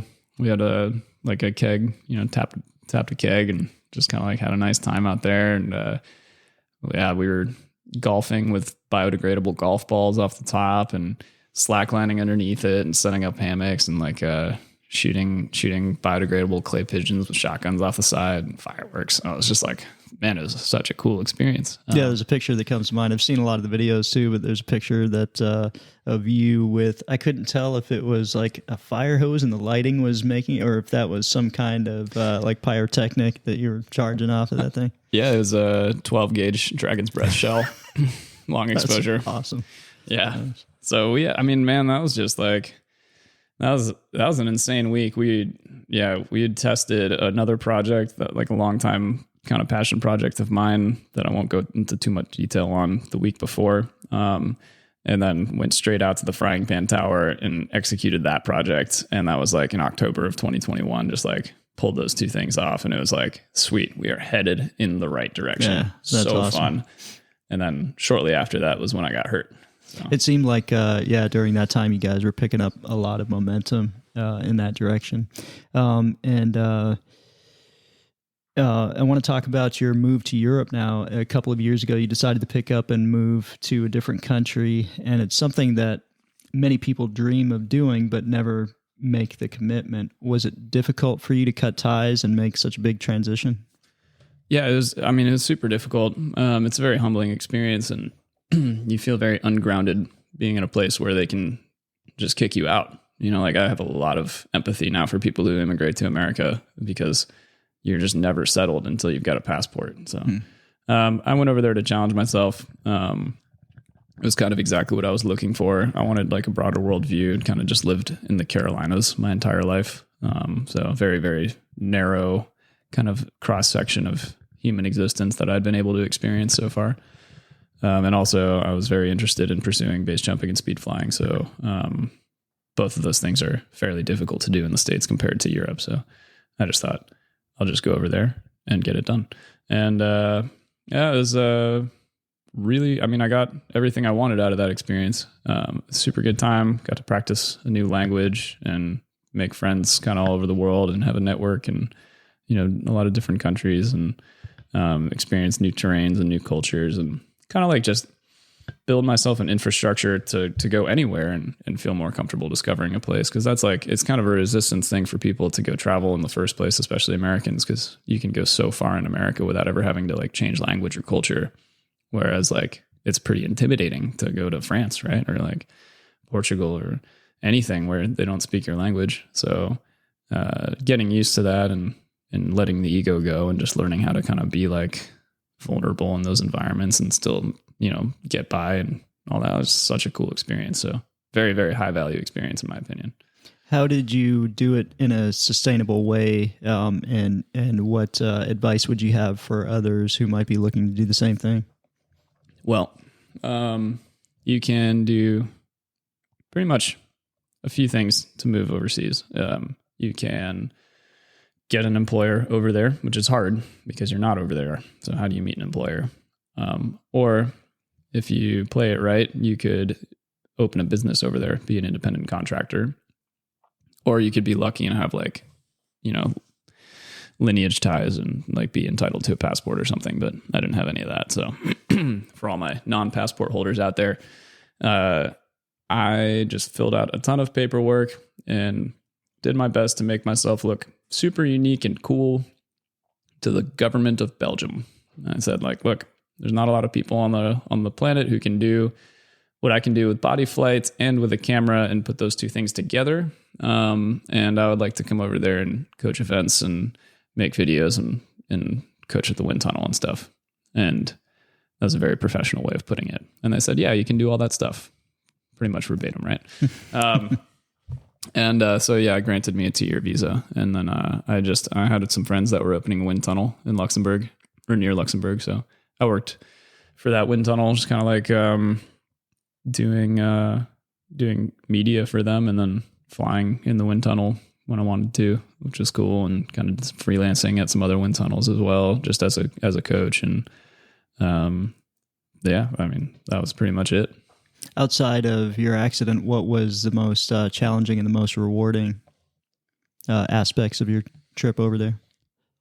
Well, the most challenging was kicking off COVID in a new country. I mean, it was 2 weeks before, or 2 weeks after I moved to Belgium. Like I'm in a house by myself. I was supposed to have roommates, but they were also American. And so COVID came down and no one came over. And so I was just living in a house by myself, knowing nobody in a country, a part of Belgium where not very many people speak English. Like the French speaking side of Belgium historically is not as good in English as like the North. So I was just really figuring out a lot.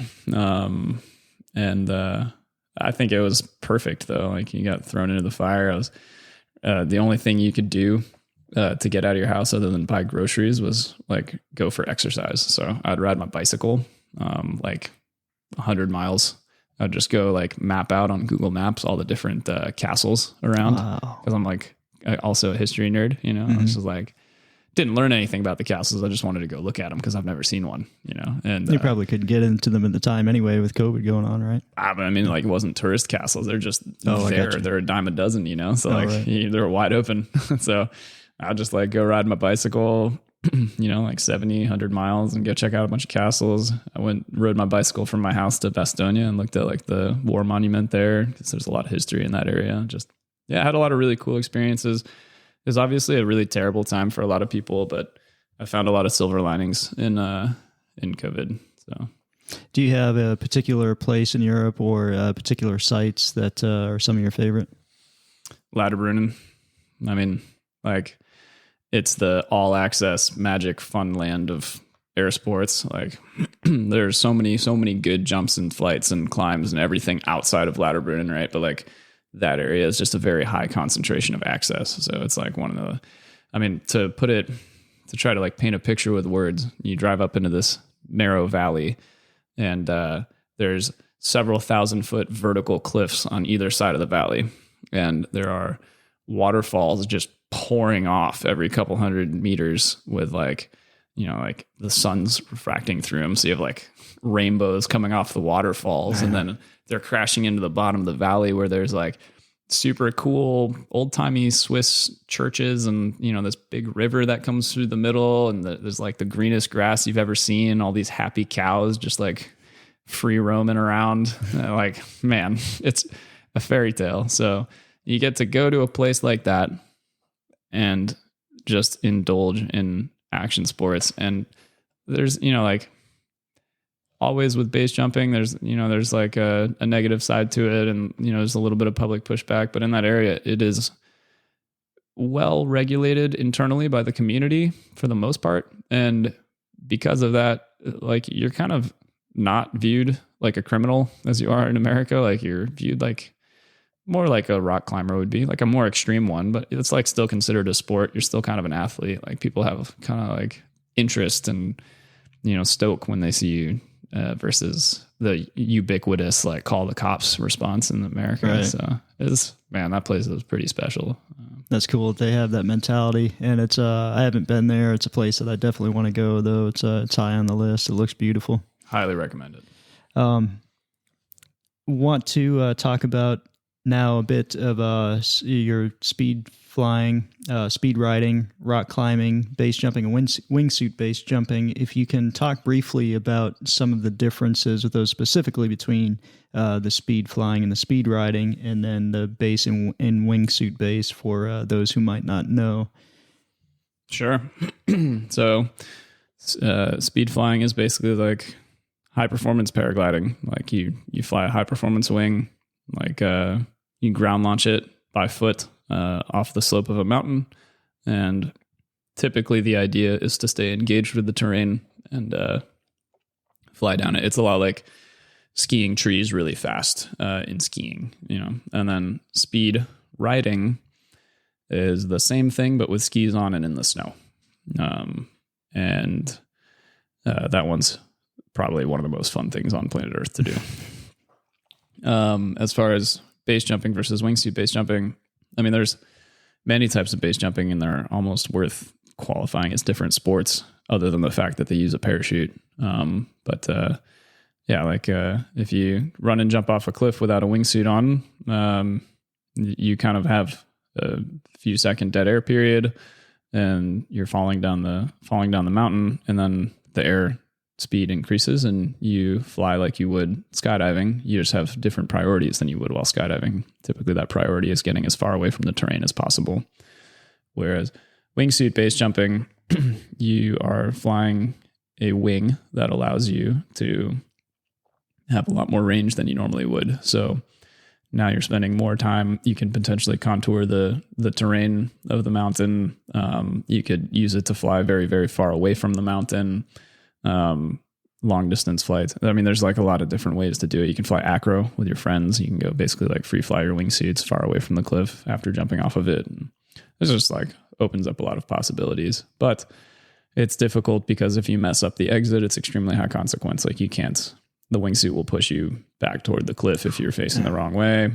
Or if you mess up a deployment, there's, also very high consequences. So, basically. All of those activities require a great deal of time and energy to become proficient in, I would imagine. How do you find the time to not only stay proficient, but also excel at those activities? Well, I try to break things down to like seasons, right? So on one end, I mean, the short answer is I do way too much traveling, and like I'm never home because I'm usually trying to stay at least some degree current in everything I do. But when it comes to like specifically progressing in the sports, you kind of just have to pick a time frame and say like, all right, this next like 2 months is base season. This next 3 months is base season, and you hit it pretty hard, but you treat it like a season, and you would, like you would a season in any other sport. So I'm going to warm up into it. I'm going to regain currency. I'm going to like feel comfortable and at home. And once I'm feeling comfortable and confident and current, I'm going to, push in the specific ways I want to push, try to achieve these new things through dedicated training. And then you've got to know when your energy runs out, and then you basically cool back down. Like, you're going to tone it back, and then it's time to move on to the next thing. So then say I go into, now it's winter and I go into the speed riding season, same thing. Like, I'm going to try to dedicate weeks to being in the same place and just like finding a place where I can train and getting that experience and go through that same process. And it doesn't always work out perfectly that way. And definitely the progress is slower than if you were to just focus on like one sport, but you can continue to make improvements in many different areas. And I love all of the air sports. And one of the, like my goals is to be proficient and at a high level in pretty much all of them, while being at an extremely high level in one or two of them. Okay. And so I kind of like use that as my standard. If I'm achieving that, then I'm a happy guy. When I was, preparing for this conversation, I was that caught me as being something I was like, how does he, focus on all of these? So thanks for clearing that up. And I was going to ask you if you had a favorite and why. It seemed like your eyes lit up when you were talking about speed riding.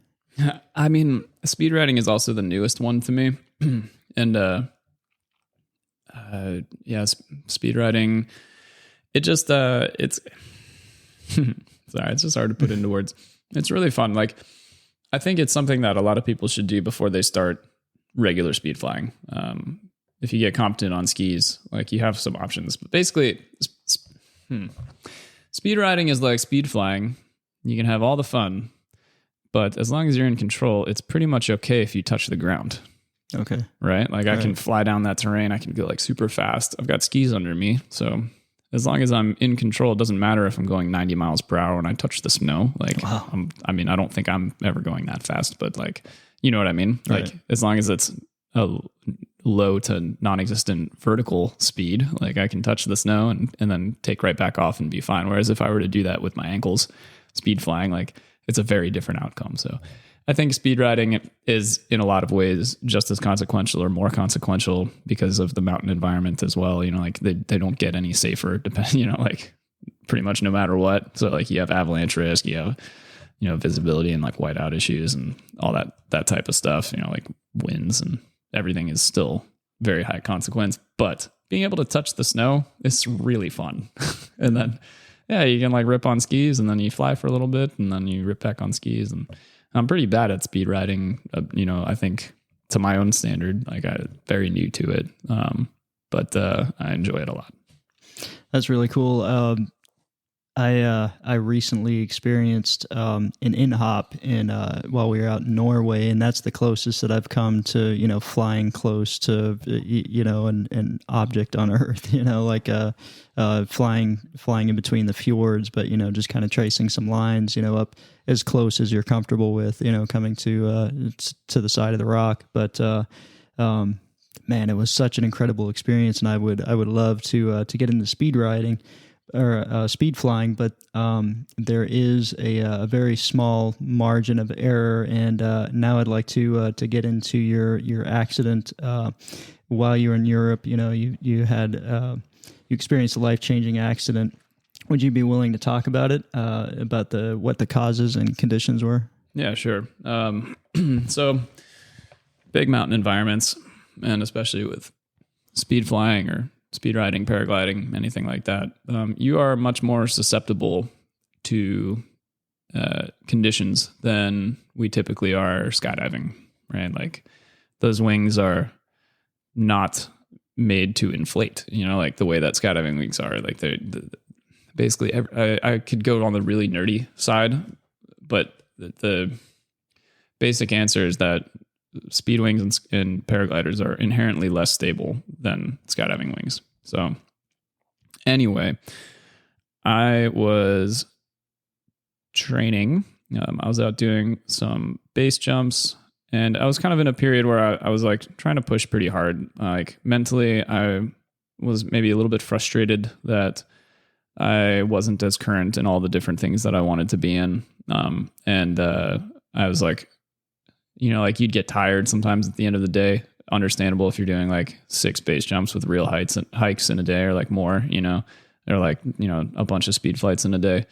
So I got done with my, I was base jumping. I wanted to get a few more jumps in, and then like all my friends kind of bailed out, and I was like, yeah, you know what? Like I'm still going to do something, but maybe I'll just go speed fly instead. So I don't have to pack my base rig and I'll still get some training in.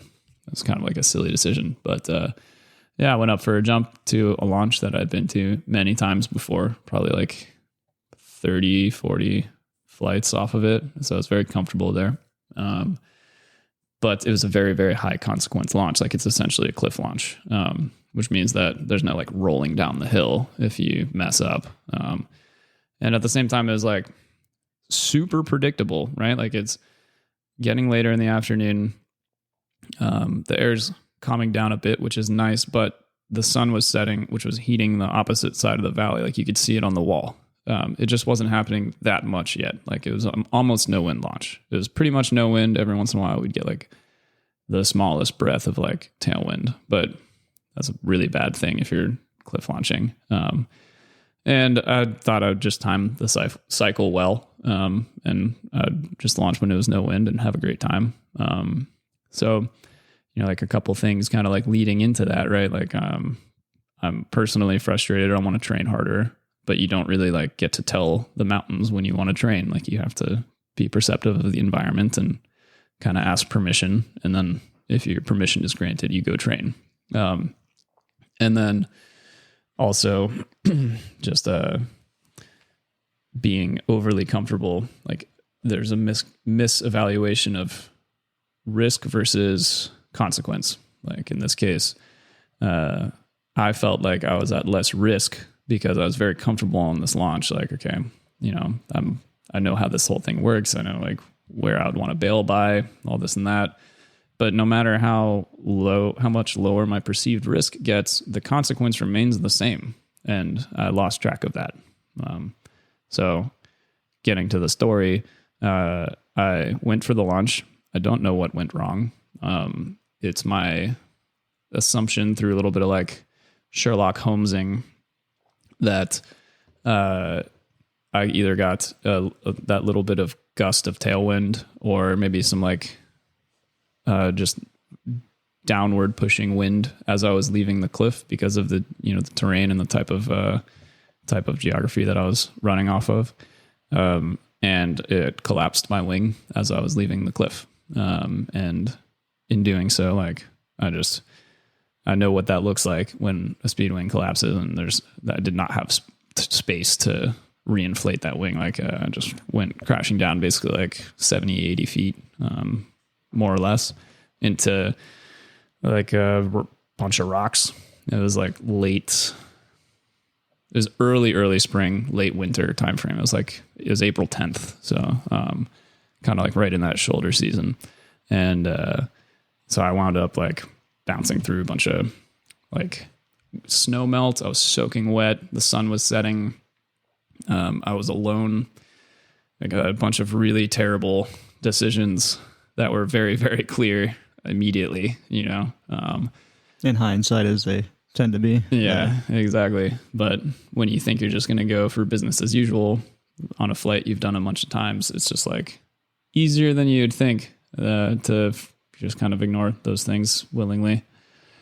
So yeah, I mean, like I'm pretty embarrassed by that whole experience. Like that was super dumb, and I put a lot of people through a lot of pain because of that. But yeah, I mean, long story short, I got a phone call like right after launch, luckily, because I wasn't able to unlock my phone because I was like, I don't know, like bleeding a lot everywhere. And like I was covering up my fingerprint sensor. So I answered the phone. I just swiped up on my screen, and it was my friend who was just like, "Hey, I heard you were going speed flying later, and I just hadn't heard from you for a while. I wanted to see if you were like still good to come over for dinner or whatever, and wanted to make sure you're okay." And I was like, "Oh, I'm not. I need help now." Kind of like. But you had the wherewithal at the time to be able to communicate over the phone. Yep, and for people listening, like, so you understand, I remember none of this. This is all stuff that's been backfilled to me based on conversations I had, because people were like in contact with me as soon as I crashed. Like I know that it was within 5 minutes of my crash because I texted somebody right before I launched, and then I got a phone call within 5 minutes of my crash. So like I can see that on my phone records. I've had this conversation with the people who are involved. So like all of this information is coming from like basically having pieced it all back together. But I know that I was freezing cold, and I had broken left tibia, shattered my right patella, like my kneecap, broke my pelvis, just like a little fracture, and then broke my wrist and detached my jaw and like broke every bone in my face and skull, and had like a pretty solid TBI, which is why I can't remember the actual accident. But anyway, so that sounded like not so much of a fun time, but the rescue was kind of like coordinated between my friend who called me and a couple other friends that were kind of living up there on the mountain where I crashed. And I got helicoptered out, and I woke up like my first memory is like 2.5 weeks later in the hospital. You said you feel stupid about it, but we're all human. We all make decisions that we're not proud about, or may have been total bad decisions in the moment. But a lot of us don't have to suffer the kind of consequences that you've had. So I'm sure you learned a great deal from it. And just in hindsight, we were talking about some of the decisions that you made leading up to it. Are there any particular decisions that you would suggest to others in this similar kind of situation to try to prevent an event happening like that for them? Well, I mean, like, I think in speed flying in particular, try to find a place where you can get an actual education. So like since my crash, I went and just took a first speed flying course, even though I had been speed flying for probably like 2 years when I crashed. Just like started over, like backfill yourself with good information on meteorology and how air works and how wings work and so on and so forth, because there's no substitute for that. And most of the dangerous stuff in speed flying is invisible, so especially if you come from like a skydiving background where you're used to being able to see most of the potential, like the ground is the problem, right? Like for the most part. And being able to kind of like predict those things is going to help keep you safer, and getting a formal education is going to help you in that direction. Otherwise you're kind of relying on like homey advice, which is better than nothing, but not good enough in a sport where things are super, super narrow margin of error. Are there schools out there? Because I mean, I'd like to get involved in it at some point in the not so far off future. Totally. I mean, there's schools basically anywhere that there's a suitable area to fly. So I know of a couple in Salt Lake City in Utah where there's like a lot of speed flying. It's basically, it seems to be like the speed flying mecca of the United States. And then in the valley itself in Lauterbrunnen, there's also schools. There's a couple good instructors there. So the opportunities are ample. You just have to be open to them. And for those out there listening who might be interested, are there any in particular that you'd like to name? Well, I learned from someone who's not a full-time instructor anymore. I went back and like took a whole course with him because he's a personal friend, but he's like a very, very accomplished flyer. So I couldn't really like use him as a reference. I haven't done any of the other schools, so it'd be hard for me to recommend. I would start with paragliding and take a school with just a paragliding course with Jonathan, Utah Paragliding. He's like a pretty awesome guy just for like basic information on meteorology and just learning how to fly wings that aren't skydiving wings, because they do fly a little bit different. And then you can basically meet whatever instructor you jive with out there on the point of the mountain and go from there. And if you're over in Switzerland or Europe area, I've heard good things about Benny's school in Lauterbrunnen, so you can ask around. Nice. How early in your recovery did you decide that you were going to pour all your efforts into getting fit to start jumping full time again? Immediately. Like, that was the first thing I thought about when I woke up. Was like, man, I'm really hoping that I didn't just end my career. I've got a lot of things that I am still super driven to do, and I'd be really bummed out if this was how that whole journey ended. And I'm going to do everything in my power to get back to it. What was your rehabilitation and recovery process like? And what did you focus on to get you back to jumping as soon as possible? Well, like, there's a month in the hospital of just doing frustratingly little, like they're just trying to, I lost like 20 pounds and you know, like all the other things that happen when you're laid up in a bed and you're in a bunch of casts and whatnot. So I was just losing my mind doing nothing. So a month in the hospital, in hindsight, I really needed that time, you know, like, and then anyway, I got out of the hospital and went straight into PT. So it was an interesting mental adjustment on the physical side, going from like these really big goals. Like I had huge goals that summer. I had like big projects I was trying to pull off, things that were like lining up. I was like really stoked to go like take on these challenges. And, all of a sudden it's like, all right, I want to be able to get my knee to go to 90 degrees. Like that is this week's challenge, you know? And like the same thought process when we were talking about earlier, like, all right, that's the goal. How am I going to make little goals to make that happen? And I basically just incessantly PT'd myself, all the time. Every single thing I was doing every day would just kind of be like, not to the point that like you hurt yourself, right? Because that's a risk as well. So I was being like very aware of like the difference between good pain and bad pain, and when it was too much for that part of my body. But I had so much injured on my body, like both my legs, my wrists, like even my face, and you know, like my jaw, like getting that to like open up again and stuff. So like I was there was no shortage of things for me to work on. So that was actually kind of like really mentally nice. All right. Like I was always occupied psychologically and not just sitting there and like dealing with the guilt and stress and all the things that I just like put myself and everybody that I love through. So, and then the probably the more difficult one was the mental side. So like I was super lucky. Like I had a pretty solid TBI, that I recovered from, you know, like doctor's terminology, miraculously. Like I did great. Like, my brain seems to work as it did before. Everyone who's close to me, I'm like the same person I was before. Like, I got really lucky. A lot of different outcomes can happen. Like I don't struggle with a lot of the things that you'd expect. I might struggle with based on like, you know, like how bad that accident was. So yeah, like I totally got away with murder on that one.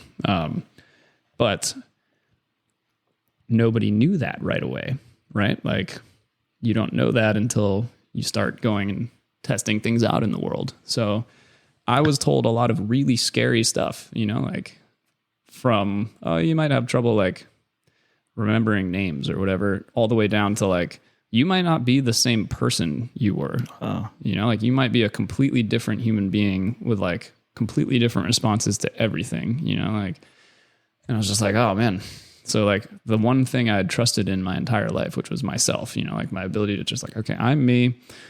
I love myself. Like I can kind of like work through anything because I have a solid foundation of trust in myself. That got taken away.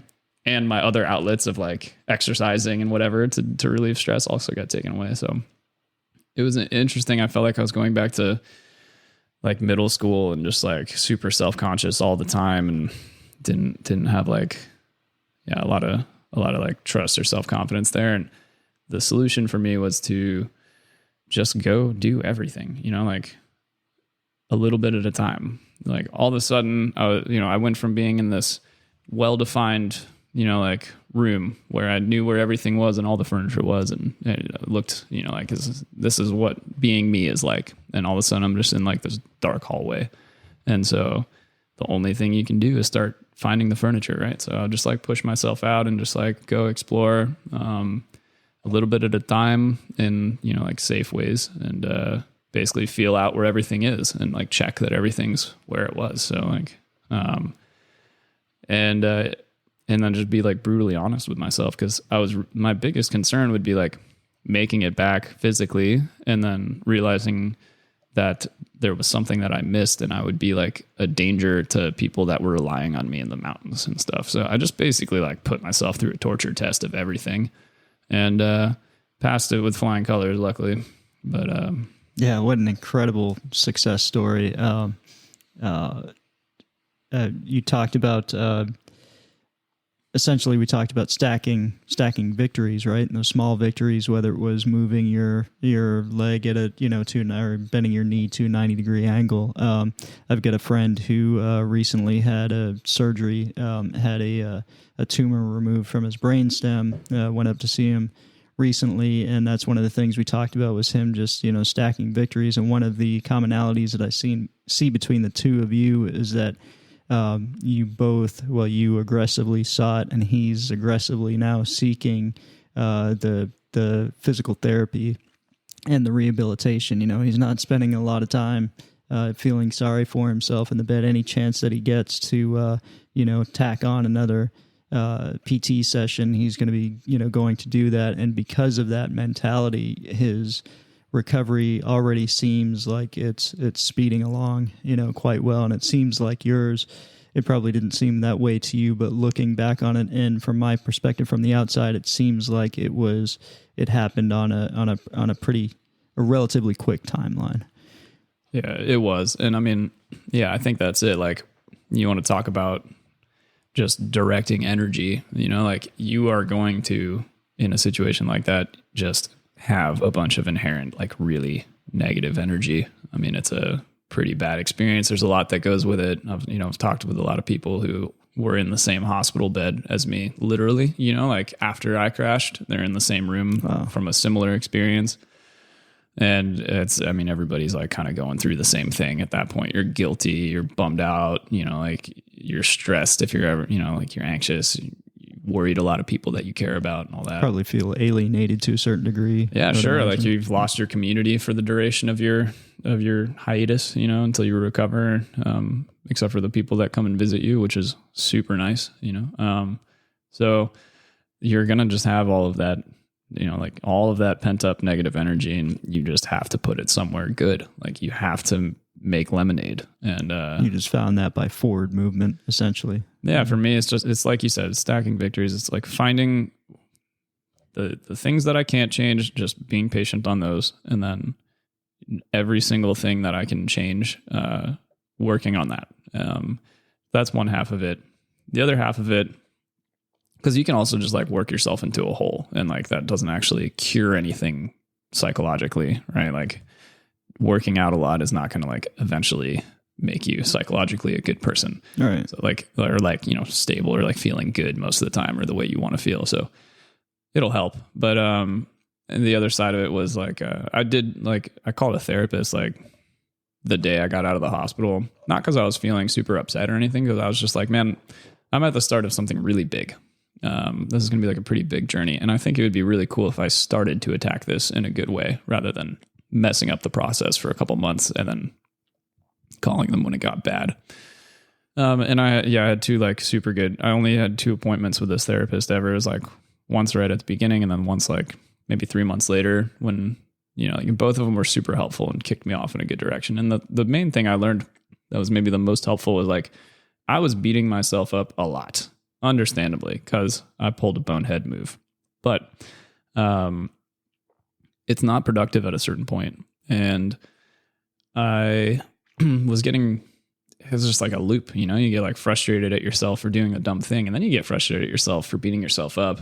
And then you can just like play that cat and mouse game forever. And if you focus on that too much, then that kind of becomes the goal, whether directly or indirectly, or consciously or subconsciously. Yeah. And you will just spiral down a hole. I mean, like you can really end up in a dark place. And I for sure ended up there a few times. Like, it's not like I just had a great mental attitude right away and just nailed it. Like that would be nice, but it doesn't happen. Right. So anyway, like I kind of like had a conversation with this person and did some mental work. And basically what it turned out, the realization I had was like the super negative part of me that was like really assaulting me wasn't a bad guy. Like that's the part of me that's highly competitive. And that's very useful energy. Like it's the part of me that was trying to push me to be the best version of myself. And I just needed to turn that person into not an enemy. Just realize who it was and be appreciative of like where the motivation comes from, and then turn that person into a teammate, right? So I went from beating myself up the whole time to just being driven in a positive way. And it's such a small mental change. It's so easy to say, but whenever you eventually make that switch and believe it and feel it and it's all good, like it's super motivating. So it was nice. That's huge. Thank you so much for sharing that experience with us. I'm sure it was difficult to relive those times, but thanks for sharing what you've learned from the whole experience as well. So we talked about your moments of self-doubt. How much time passed before you jumped again, and how did that feel, jumping again for the first time? Jumping again for the first time physically felt weird because every bone in my face had moved a little bit. And so you have this feeling when you're approaching pull altitude where the pressure kind of builds up as you're descending, and you kind of know, like, just physiologically, like, oh, I think I'm like around 5,000, 4,000 feet right now. All right. And all of mine happened at a different place on my face. I was like, whoa, this is totally new. Wow. But anyway, that was just kind of like a funny phenomenon that I experienced. But it was October, I think, was my first jump after my crash. And not ironically, but like coincidentally, I ended up starting speed flying again before I started anything else. Oh, wow. I didn't know that. And it was, I think it was like 6 months to the date that I started speed flying again, because it was the lowest potential for a concussive type impact in a controllable way. Like, I started mellow, but like, skydiving, like, you could have a super hard opening. And at that point I was just like, man, the one thing I don't want right now is like another concussion. Right. All right. So like, I could go paraglide, or in very, very good conditions with the correct wing in Utah, I felt comfortable, like, just kind of like running off a super mellow hill. And I did that.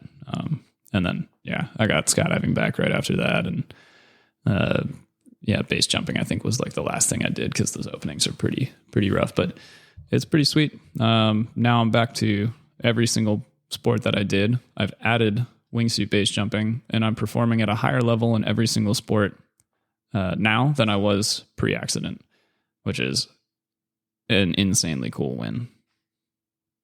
Yeah, that is incredible. You've made an unbelievable recovery and triumphed over incredible adversity. And you've, not only are you back doing the same activities, but it seems like the momentum that you were starting to gather before the accident is really starting to take off again for you now. You've got records. Your success story doesn't just stop at getting back into skydiving or speed flying after such a big life-changing event, but you've gotten back into coaching. You started jumping with Team Red Bull. You're training to compete at nationals. You're doing record attempts and setting records. Can you tell us about the Max Pyro world record?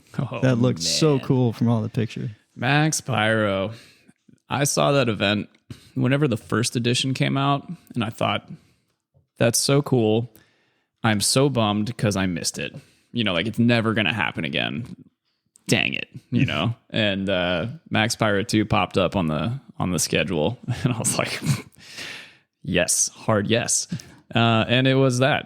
For everyone that doesn't know or wasn't paying attention, it was a 40-person night vertical world record where every person on the jump was wearing pyro. So cool. Imagine like 40 versions of like Iron Man out there, with like flames coming off their feet while making a head down formation in the sky. And it was so cool. It was really well organized. I'm like really thankful to the people that put a lot of effort into making that event happen and doing it in such a good way that I think and hope we're going to be able to do it again in the future in different styles. But like, man, night jumps always feel super fun. Like I said, I grew up surfing and skateboarding. I like a small amount of dereliction in my life. Like, and it feels like you're doing James Bond stuff, or like you're sneaking around a little bit. Like, it's right. fun, it's just something that you're not naturally supposed to be doing. So I enjoy it. And, like the visual of being in that formation,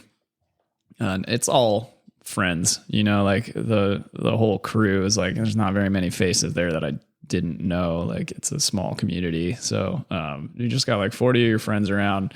You're looking across the formation at your special friend, at your cross partner. And, it looks like everyone special friend. I like that. Yeah. That was a Mikey Carpenter quote.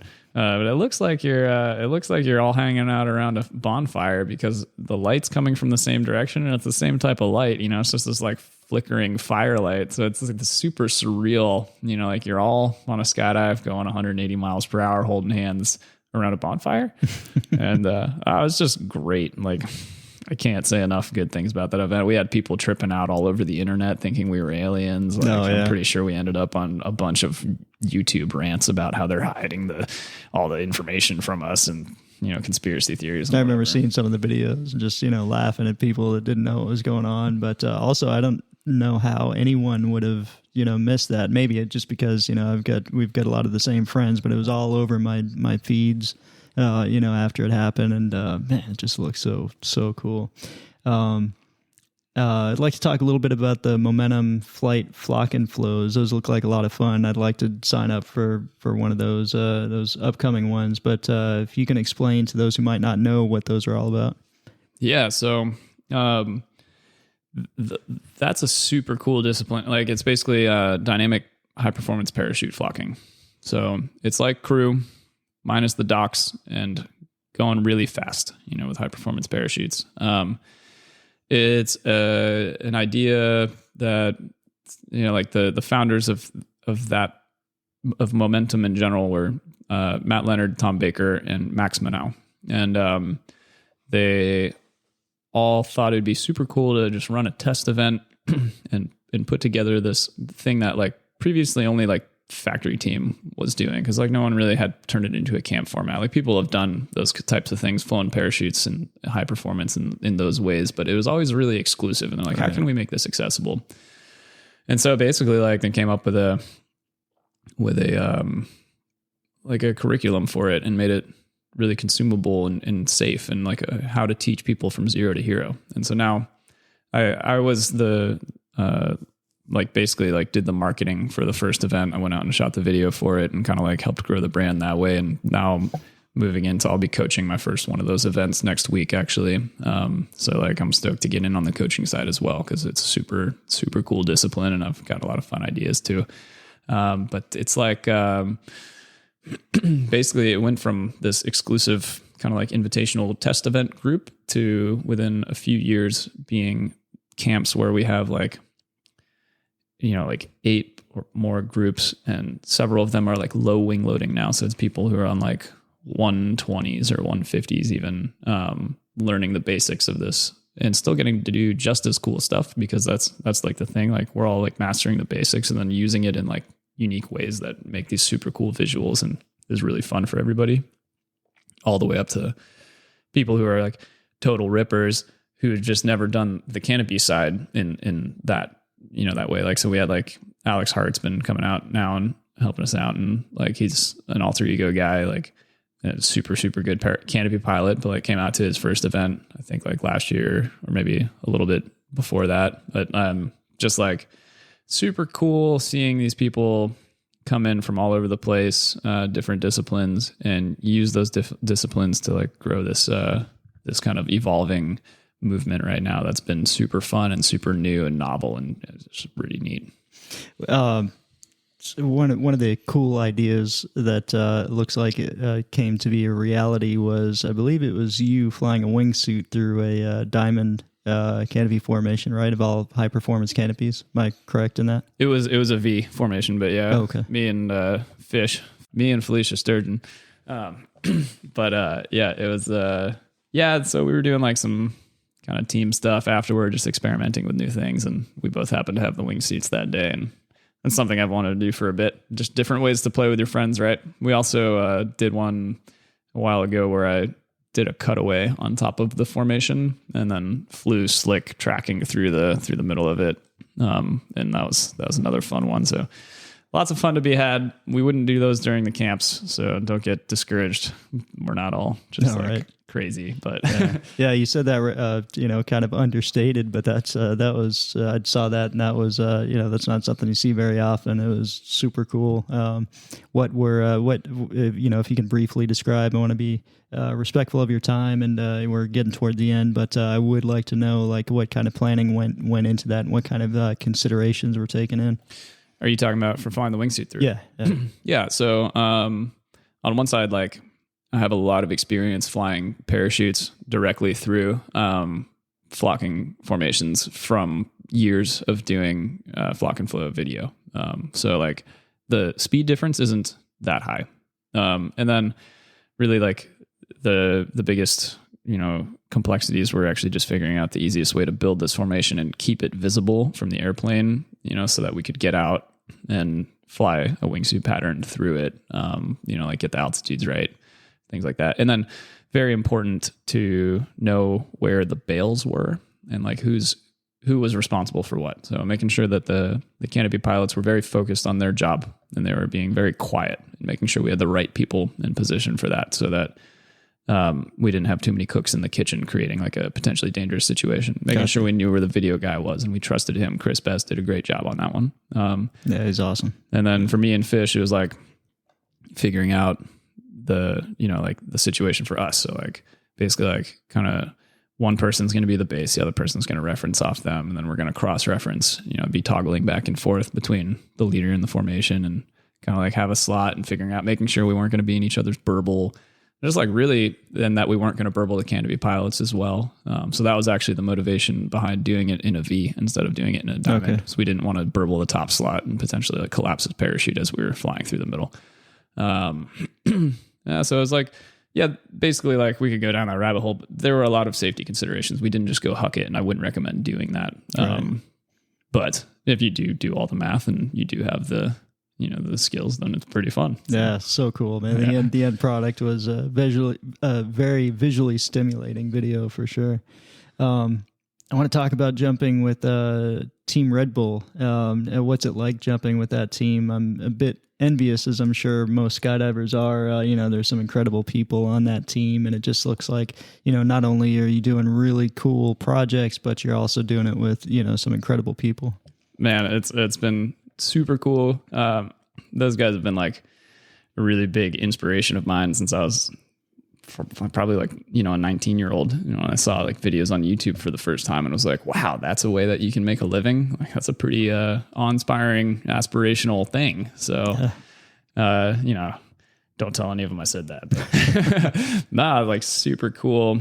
So I feel really grateful that I've been able to go kind of like tag along on a couple of their camps and kind of like, yeah, see what that's all about. And like, man, it is cool. Like we, probably the most viewed thing from the recent stuff was, flying, like carving, slick flyers head down around the silver 182. Yeah, that was incredible. Yeah. Like, man, so to kind of like put it in perspective, if you ask like how it was doing some jumps with them, like, that particular jump has been more or less like a dream jump of mine for a while. And it's like hard to pull off because most planes will overspeed if you point them straight at the ground. And then, like some of them just like aren't capable of it pretty much. It's pretty hard to find one that's capable of it.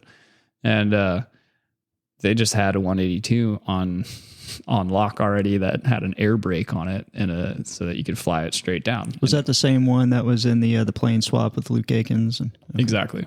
Yeah.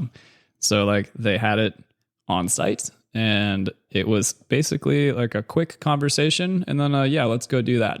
So basically my dream jump was their like 15-minute conversation. Jeez. I landed from that and like, I don't know, this is probably not that big of a deal for you guys, but you kind of just blew my mind. Like it was super fun. Man, that's so awesome. So yeah, it's a super cool crew of people. It's fun watching them work together and just like, man, they're amazing at a really special set of skills. Like, and it's cool seeing how and why they're the best at that.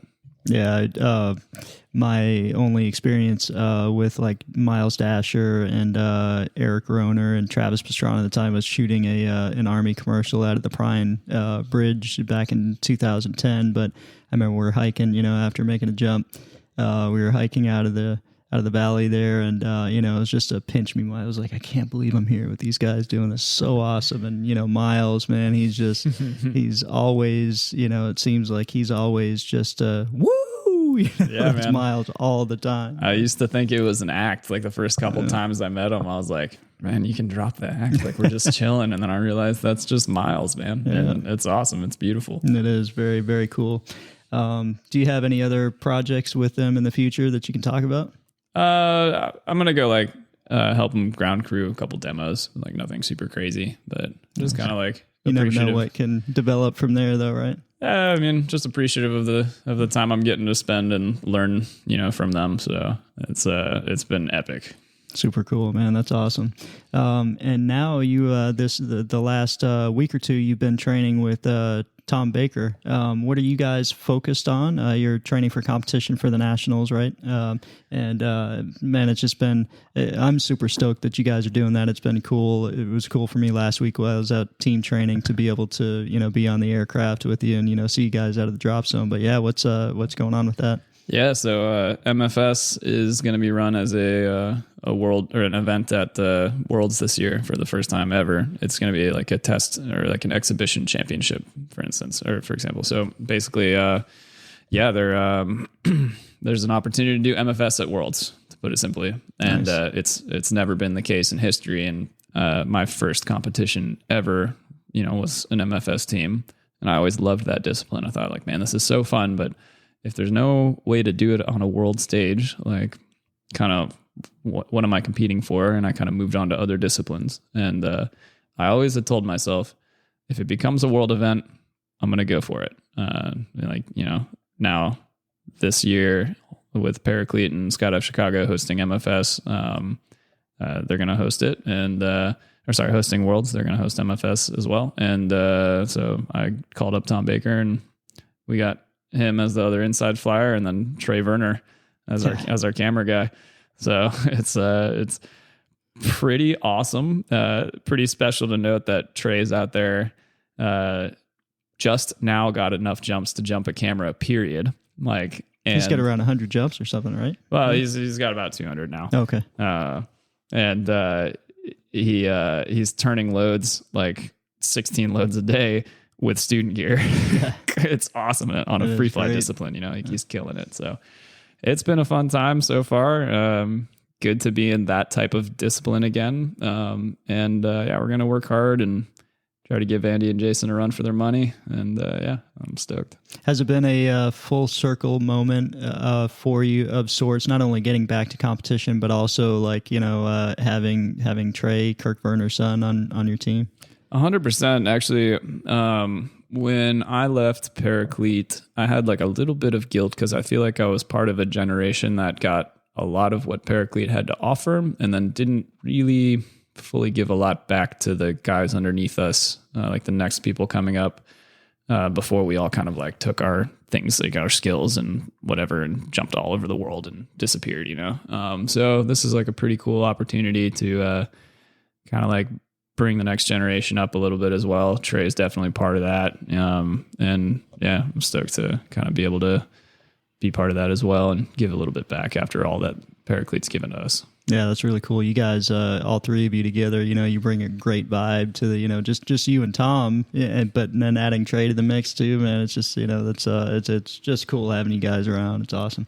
And the last couple questions here, you're back to running as well. Can you tell us some about the Everywhere Run, I think it was called, that you recently participated in? It is the Wings for Life World Run. Okay. So that's an event that is basically like Red Bull covers 100% of the administrative fees for this race. And that allows all of the registration, like anything that was paid toward the event, 100% of it to go toward spinal cord injury research. So the way the event works is all over the world, starting gun goes off at the exact same time via an app, which tracks how far you run. 30 minutes after the gun goes off, a catcher car starts behind you, and it progressively goes faster and faster and faster until you get caught, and then your race is over, and the last person to get caught wins.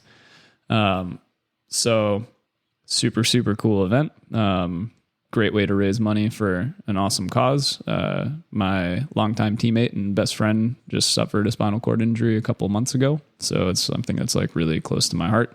He's like dealing with a lot right now, and it's pretty awesome to imagine a world where that would be like a no big deal injury. And like nobody ever has to go through what he's going through again. So I kind of like used it as a motivator, and like pushed myself really hard in that run. Basically, like I was doing the old man shuffle by the end of it, but it was a good time. How far did you make it before the car caught up to you? 11 and a half miles. Nice. So high school Mike would have been like, whatever. But yeah, Mike that fell off a cliff 2 years ago was pretty stoked. And, that's awesome. Yeah, it was good. That's an awesome achievement. I enjoyed watching your stories on Instagram, while you're doing that. Yeah, I probably would have made it 12 miles if I wasn't Instagramming while I was running. But it's cool. I think it helped, you've got a lot of visibility, and I think it probably helped raise awareness, for the event, So I think, if you're looking at it from that angle, you brought a lot of benefit to it.